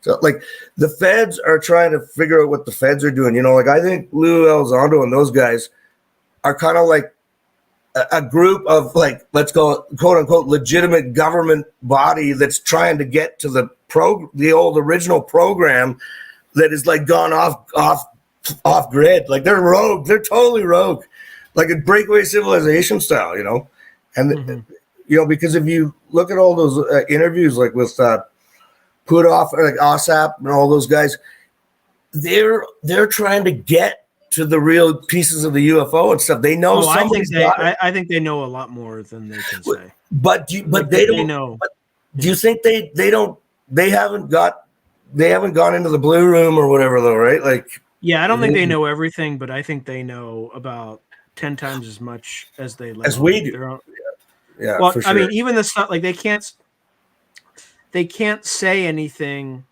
publicly, right? Yeah. So they know a lot more because Puthoff is being pulled into discussions at the White House about should we disclose or should we not, right? Yeah. So they know a lot. They know a lot more than they let on. Yeah. However, I think you're right. They don't know. They don't have the entire picture, and it's really like even Chris Mellon. Like I've talked to Christopher Robinson. Chris Mellon knows all about precognitive dreaming, like all sorts of stuff, but he doesn't talk about it publicly because it would sound crazy. Yeah. Right. But he's Yeah. interfaced with Christopher Robinson. Well, that's where this gets really weird because, like, you know, if I ever tried to, like, I couldn't present the data that I feel I've sort of been able to pull out of these analyses that I've done because it's just too bizarre. Like, you know, we're so the Gen Pop of the prison population or whatever is so far behind the curve now because of the secrecy that I mean, what we have to like baby walk people into like, okay, it is, it's men, spacemen arriving from another planet in a metal disc. That's as far as they're willing to. I mean, you go any further than that, and you're still going to be just considered a lunatic, right? But like, and there is a shadow biome all around you, and you can't see it. It can interact with you at any time. It goes so deep. It goes so deep. I think it's at least that, but I don't know what it is. I don't know where it's from.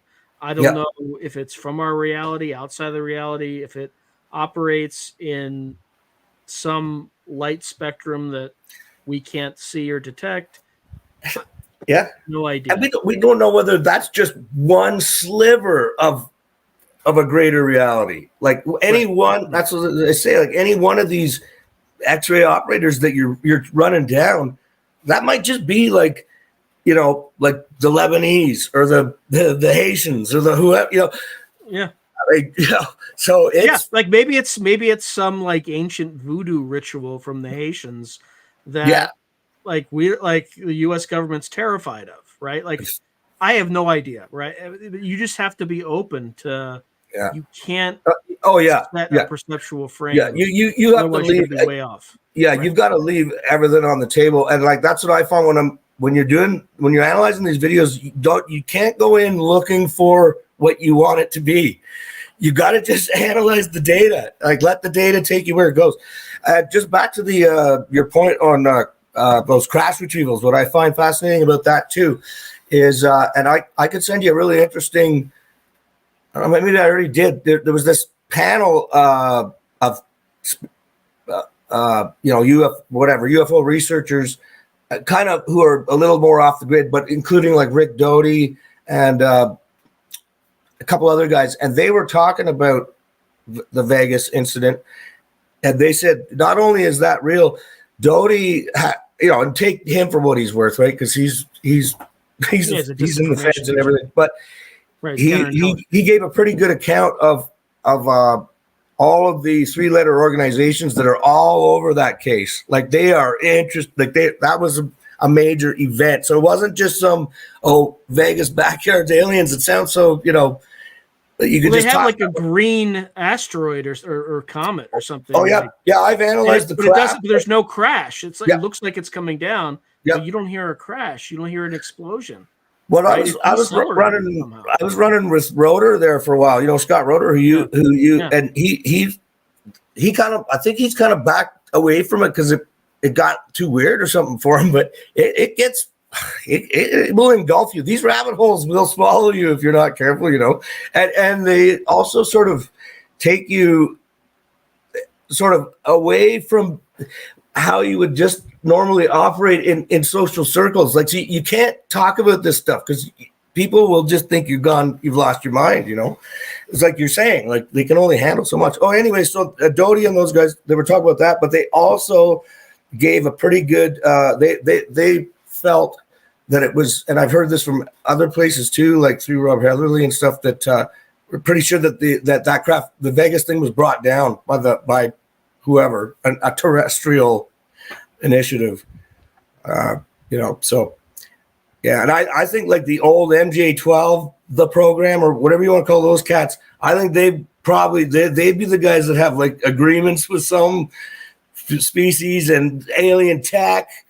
And I think we probably have some pretty interesting ways to like weaponry by now, right? That can countermeasure some of the alien tech. Maybe. Who surely knows? Like, because we all got left off, we got dropped off at the side of the road back in like whatever the 50s. And so like all the general population is like that's where we're picking up from. But like the people that have been still studying this and the government stuff, you think of like technology, how far it's come and everything. I mean, surely there's been some advancements. But that's if it's technology, right? Like, yeah, oh yeah, I know. Physical. Yeah, I know. Rube Goldberg machine that just looks like a machine, but it's just a simulacrum. Maybe these things are, let's say they're plasmoids, and they can shapeshift into what look like UFOs. And maybe they were back in 1897. They were shapeshifting into dirigibles. Totally, man. I'm running that down. Because I have no idea. I'm just like I have no idea. And you see the thing that I kind of don't want this to be though is like, because I have this sort of system of protocols now for my analysis that I can just take any video, plug it into like a setup that I've got, and then analyze it the same way as I've done these other videos. And I mean, I kind of don't want to find out that it's all just one thing, you know, shaped or, you know, presenting itself as all these different things. I want there to be like a Star Wars or whatever universe, you know. Buck Rogers like, universe. It gets pretty dark when you think about just this one control. If it is like this one control system, I mean, what the hell? Like, it takes you. Then you get into the space where, well, then probably this is like some sort of simulation or something, right? Like, yeah, I hate that. But it could I be. know it's a trap. That's my least favorite. That's my least favorite. Yeah. Well, however, Sean, the one thing about the simulation theory is it still remains the only theory that explains everything. Can actually explain everything that's going on and the variety and all the weirdness. And because, you know, if you did have some sort of system and then you were sending in like agents or the control was sending in things to, you know, affect things, like it would come across as all kinds of weird stuff, right? Like, or who knows what it would look like, you know? It's whatever your brain makes it look like. Like that whole Men in Black thing is so weird, man. Like, yeah, they are not. Well, when like you first talked about your X-rays, that's what I was thinking. By the way, when you had that incident at your mother's home, yeah, what did it do? Like, so I was not willing to exit the building with that guy, but he left. And like my mom, I guess I'd made enough of a racket or something. But my mom comes in, what the hell's going on? I'm like, get me. I don't know where my phone is. Get your iPhone, dude. And she was like, she starts screaming. She's freaking out. I go, I said, well, just get out of here, because like I wanted to handle it or whatever. And she's like, well, I don't understand what you see. I said, well, then look right there. She's like, no, I won't look. She wouldn't look when this fellow was up there. But he departed, and then I went outside and had this interaction whereby you've probably heard Bigelow tell, or somebody, I think it was Bigelow, tell the story at Skinwalker Ranch where they at one point had set up that someone came up with this great idea to set up like this one of those outdoor like big like chessboards or something, and then they would set it up, and then they'd go away, and when they come back, whatever, something or someone had like made some moves with the pieces, and then so it was like this game interaction that they were having. I had sort of a similar type thing where, because there was a bunch of these of all shapes and sizes. These cats are really weird looking, but they're kind of like there's big like dinosaur looking ones, and then all kinds of shapes and sizes. But they were like all lurking in the shadows, and then all I had on me was a pistol grip LED flashlight that I really love, and so there was no word spoken or anything, and I was talking the whole time. Like I was yammering on just like this. Like that's how I don't know. Ever since I had the dogs, like I would talk to them, and I would just like talk out loud. So I was like talking to them out loud, like sort of hoping that to manage the situation. But I wasn't in an aggressive posture, as aggressive as I could be. But I was not in that posture, and so they didn't seem to reflect that back or anything. But they would send like one of them would start approaching me, and then I would point the flashlight at it and say, "Oh no, I know you're there," and then it would back off, and then because they're really well camoed, and so you can think they can come out of anywhere sort of. And yeah, I know it sounds like I'm crazy or whatever, but this went on, and that was kind of the exchange, and then there was sort of some sort of understanding that was reached, and they left.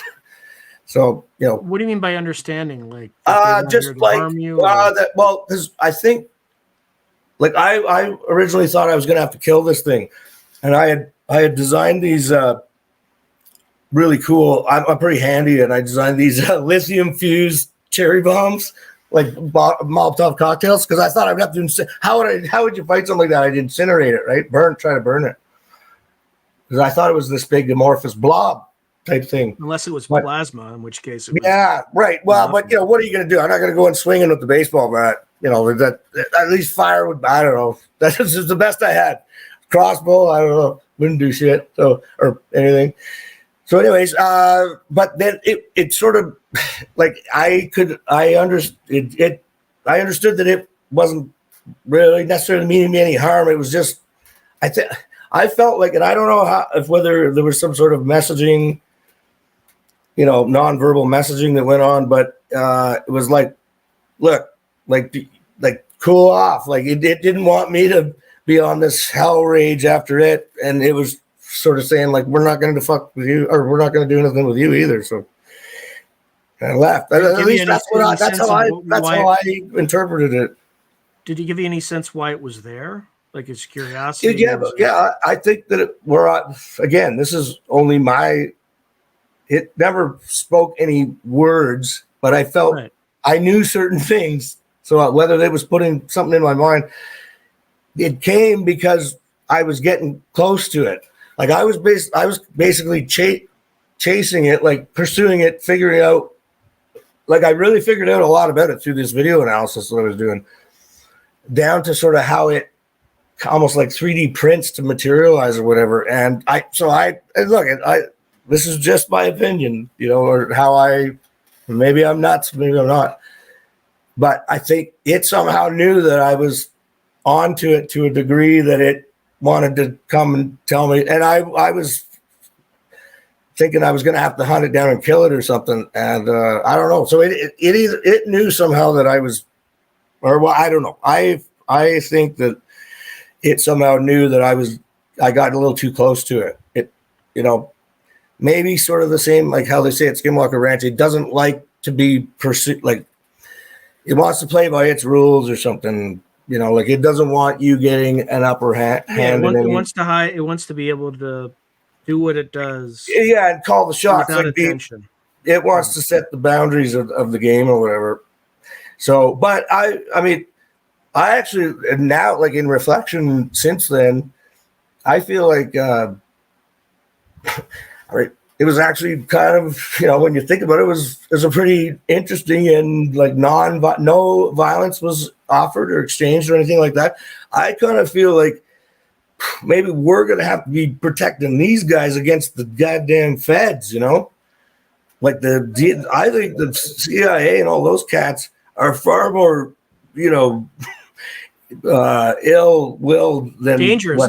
Dangerous to people. And actively against us than what these cats were doing. Yeah. So look, I probably like these things haven't. I mean, there are instances of something non-human harming with cattle mutilations and human mutilations. No, definitely that's I don't like that is really disturbing. Who knows if this is the same thing, right? Like, right. I have no way of knowing, but I kind of got the impression, like, and again, now this is me thinking about this all the way from then till now, and also like I look when I was analyzing that Vegas stuff, like let's say this was the same cats that were in Vegas, because they look like some of them look like the same ones, but I also like analyzed all the police body cam footage, and then also I analyzed like the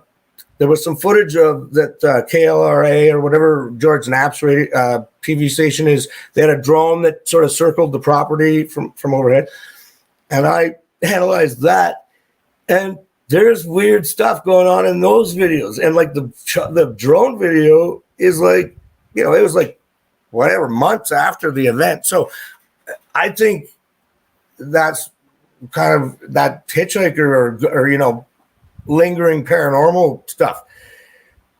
When I analyzed like the forklift, and I'm not sure if it was the same forklift or not in the backyard, that was kind of the center point of a lot of the activity in the drone video. There is some weird shape-shifting going on in it. Like it's, you could let people, if people would look at my analysis and say, oh, that's just because it's low res camera or whatever. But if you actually look at what's going on carefully, there's weird.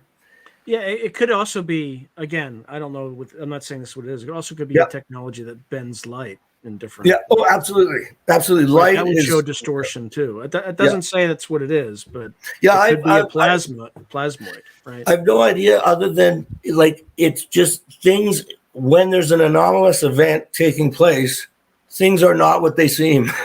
Like when you analyze the data, it's not what, if you just, because most of the time, another really great trick is,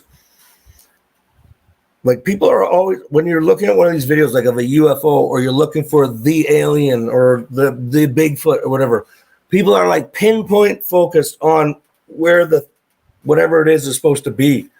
And there's all this other stuff that's going on all around it. The environment gets all affected. And that's where you tell what's going, whether it's legit. I can tell you in like a heartbeat whether vids are legit or not, anomalous or not, because of these environmental effects that take place. That's not even looking at whatever the center point of, whoever the main target is of the video. So I feel, but again, like who knows? Like, another theory I have is that this thing is so weird and complicated that it's going to be a subjective experience to each individual. We're all going to go through it differently. Maybe this is some like weird spiritual whatever, where you might experience it as gray dudes showing up in a disc or something, or somebody else might, where maybe we all will go through it different, or we'll perceive it differently. Who knows, Yeah, or I just see birds all the time. Well, my house. Look, man, those, I'm telling you, because I remember a long time ago, you had taken a picture with some clouds and stuff in it or something, because I don't know, for whatever reason, you just thought you took that picture and you wondered if there was something weird about it. There is weird shit in that. There's weird stuff in that for sure. Like, I don't know. I the more I look into this, the more like you start to realize that really these things could be, we as individuals could not be what we think we are. Like we might not actually look like, because I'm telling you, I don't want to let go. I guess I'm all in here at this point, but another really weird thing about these videos is like, so the environment is affected whenever there's a legit video, as far as I can tell, and anything that's in that environment is affected, including people who start looking really weird. If you slow it right down and go in close on them, they start like mutating into like aliens and shit. It's bizarre, man. And then, and I've been down, like I chase these things, I go kind of all in on them. So inevitably that led me to say, well, holy shit, like we're gonna have to turn the camera on myself at some point, right? Which then, you start to say like, well, I don't really want to see that. I don't know if I want to see that, So, but it's weird. It's weird, man. It's weird. And again, I think that it's so weird that people can easily just pass it off as they say, oh, that's just camera artifact or something. But I'm telling you, if you actually look at the optical data that's being presented to you, when you slow it right down, zoom way in with lensing, you have to use a magnifying separate from the camera, and then you have to record it in stages. You have to record the recording with that setup, do it a couple of times, and you oh my god, it's just so bizarre. So but it's not scientific or anything like that. So and I'm not trying to sell this idea or anything like that. I'm just that's my the own problem. journey. It never does the same thing, or rarely does the same thing twice. Like even at Skinwalker, it's always doing something different. It's always one step ahead. Yeah. So. But these environmental effects, especially on like vegetation, you start to see it, and you can almost spot it without doing any like video enhancement on Does it. like the vegetation grow faster or grow slower, or like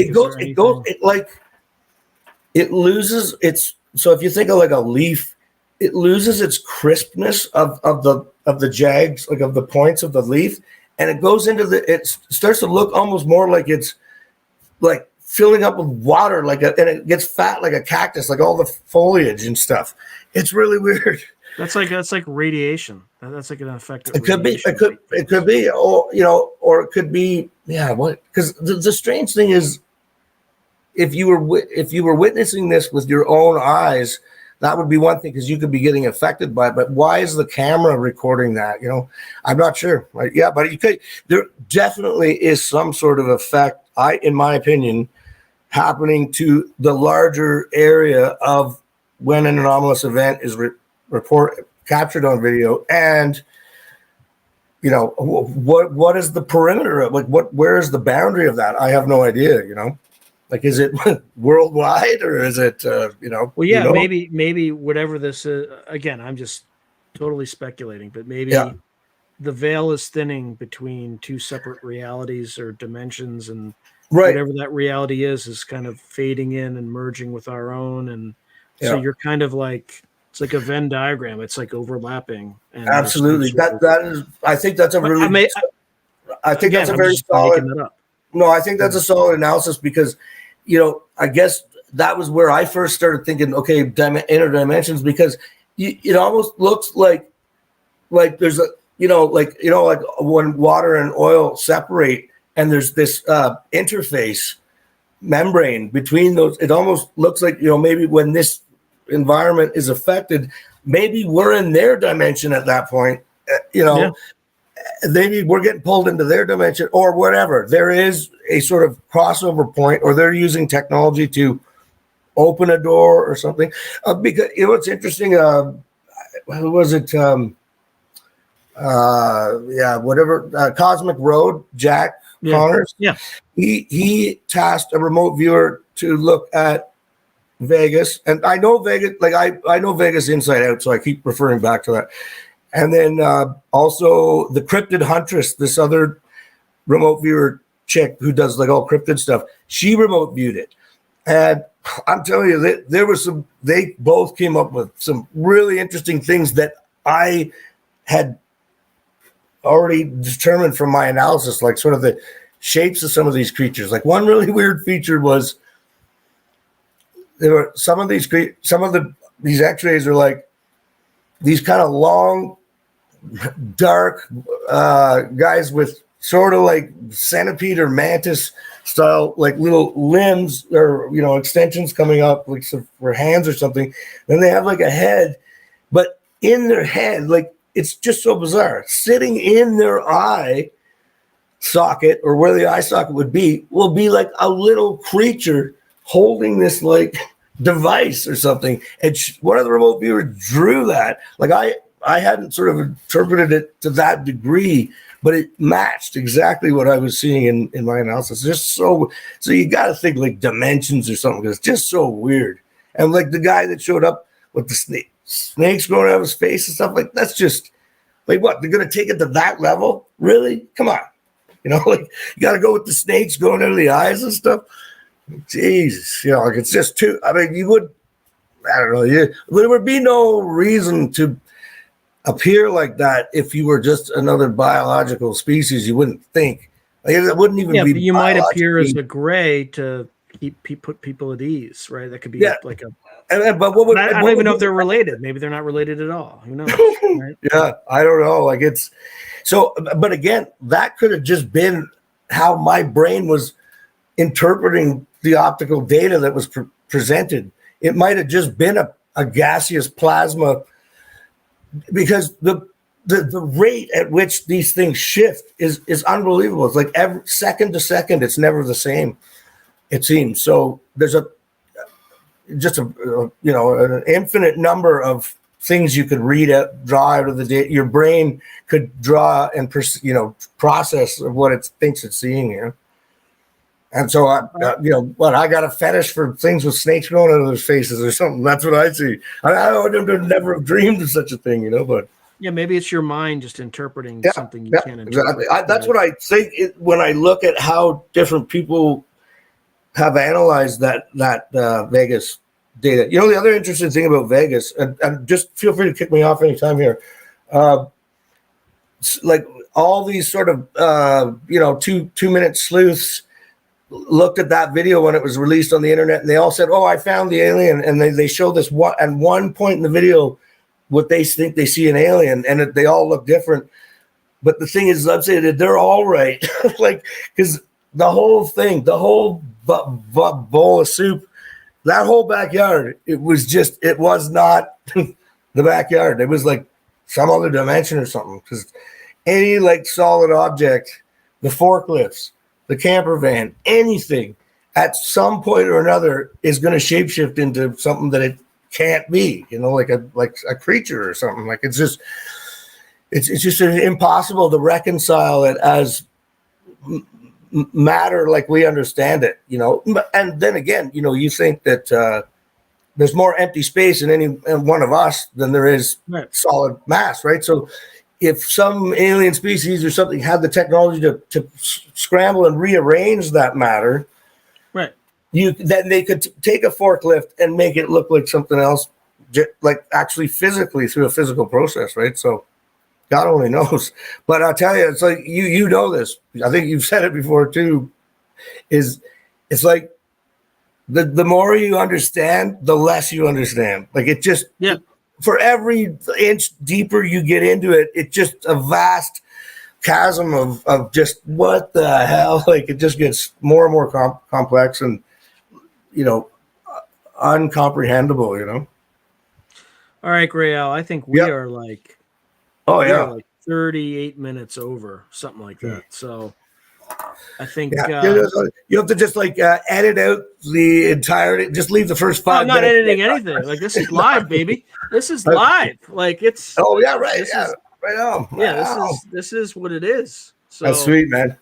No, look, I gotta give props too to Troy. Like your podcast, like there's just like there's really not many out there where you can really get into the nitty gritty of this stuff. Like you're willing to you're doing what I say is like just don't have a pre-assumption. Like just go in and hear what people are telling you and interpret it as you will. But like nobody, who knows? Like we got to keep everything on the table, right?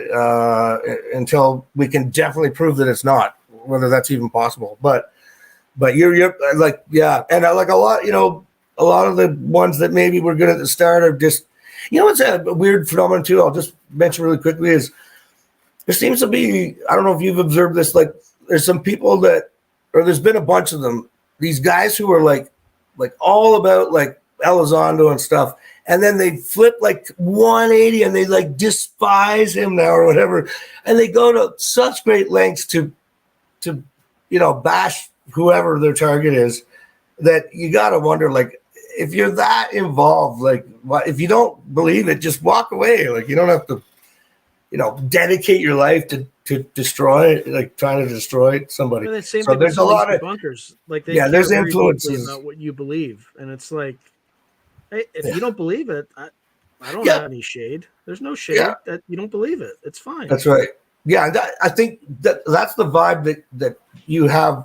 I mean, amongst other many good qualities that this podcast and yourself, through your life experience and everything, has, and your open-mindedness to this topic. You can't, you're going to come. Everyone's got a different opinion, and it's up to us to bring on board all that data and try to make sense, try to assemble it in some semblance of meaning, which might only end up being subjective relative to the individual. Who knows, Yeah, 'Cause if the you're hardest out thing there is- and you think you know what this is, you haven't done your homework. Well, then if you think you know what it is, try talking to somebody else who has a completely different opinion into that. Like, they will hate, you've really got to just, really, leave it on this, Sean, is what you realize. I think you also said this before, which is why it comes to my mind. This is a study almost of ourselves. Like, but the deeper you go into this, it's almost like we're the humans, or our whatever it is that we are, becomes just as much a subject of study. You can't separate it, right? Like, it's even just how we are going to understand this for what it is. Like, it's so we are a part of this puzzle somehow or another. Where it's not like we we're are just prisoners of our own modes of perception. definitely. Right? Yeah, and it is. How do you it's describe a color that you can't see? Right? It's like one of those things. Yeah, like you and me could think that red, our entire lives, is a different thing than what we think red is. You know what I mean? So, but it is. It's at the end of the day, it's up the old hamster wheel where we're going to figure out the biggest gains. I mean, I love the technology side of it. I love that there might be hard material that we can study. I love that, but it just feels like it gets weird. You can't avoid it. It gets so bizarre, It goes beyond that somehow. So, at least for some of the stuff. So, thank you very much, Sean. All right, thank you, Gray. Yeah, it's an I'm absolute gonna send pleasure. you. I've got some links to send you just for whatever. Check out. Okay. Cheers. All right, thanks brother. for having me on. Good looking out, my man, and we'll see you soon. All right, brother. Okay. Cheers. All right. Later. Talk soon. Later. Right. All right, everyone. I went way over tonight, so it's always a pleasure seeing you, and I'm glad I did that. I was kind of a little bit stressed, like, oh, I don't have a guest and all this stuff, but I think that went well, and hopefully YouTube doesn't, let's see. DS, I'm going to read this because this is probably the last one. Commenting to try to de-stranger myself. I love Through a Glass Darkly. I hope you keep doing the open lines. It's a great idea. It gave me Art Bell vibes. Driving down the dark highway, listen to the live feed. I appreciate that. Thank you, Tim Beck. All right. Good night. Godspeed. Happy autumnal equinox to those in the northern hemisphere. Happy vernal equinox to those in the southern hemisphere. So thank you all. Yeah. Great out. Yeah, they're probably going to scrub us for whatever weird stuff. Anyway, good night, everyone.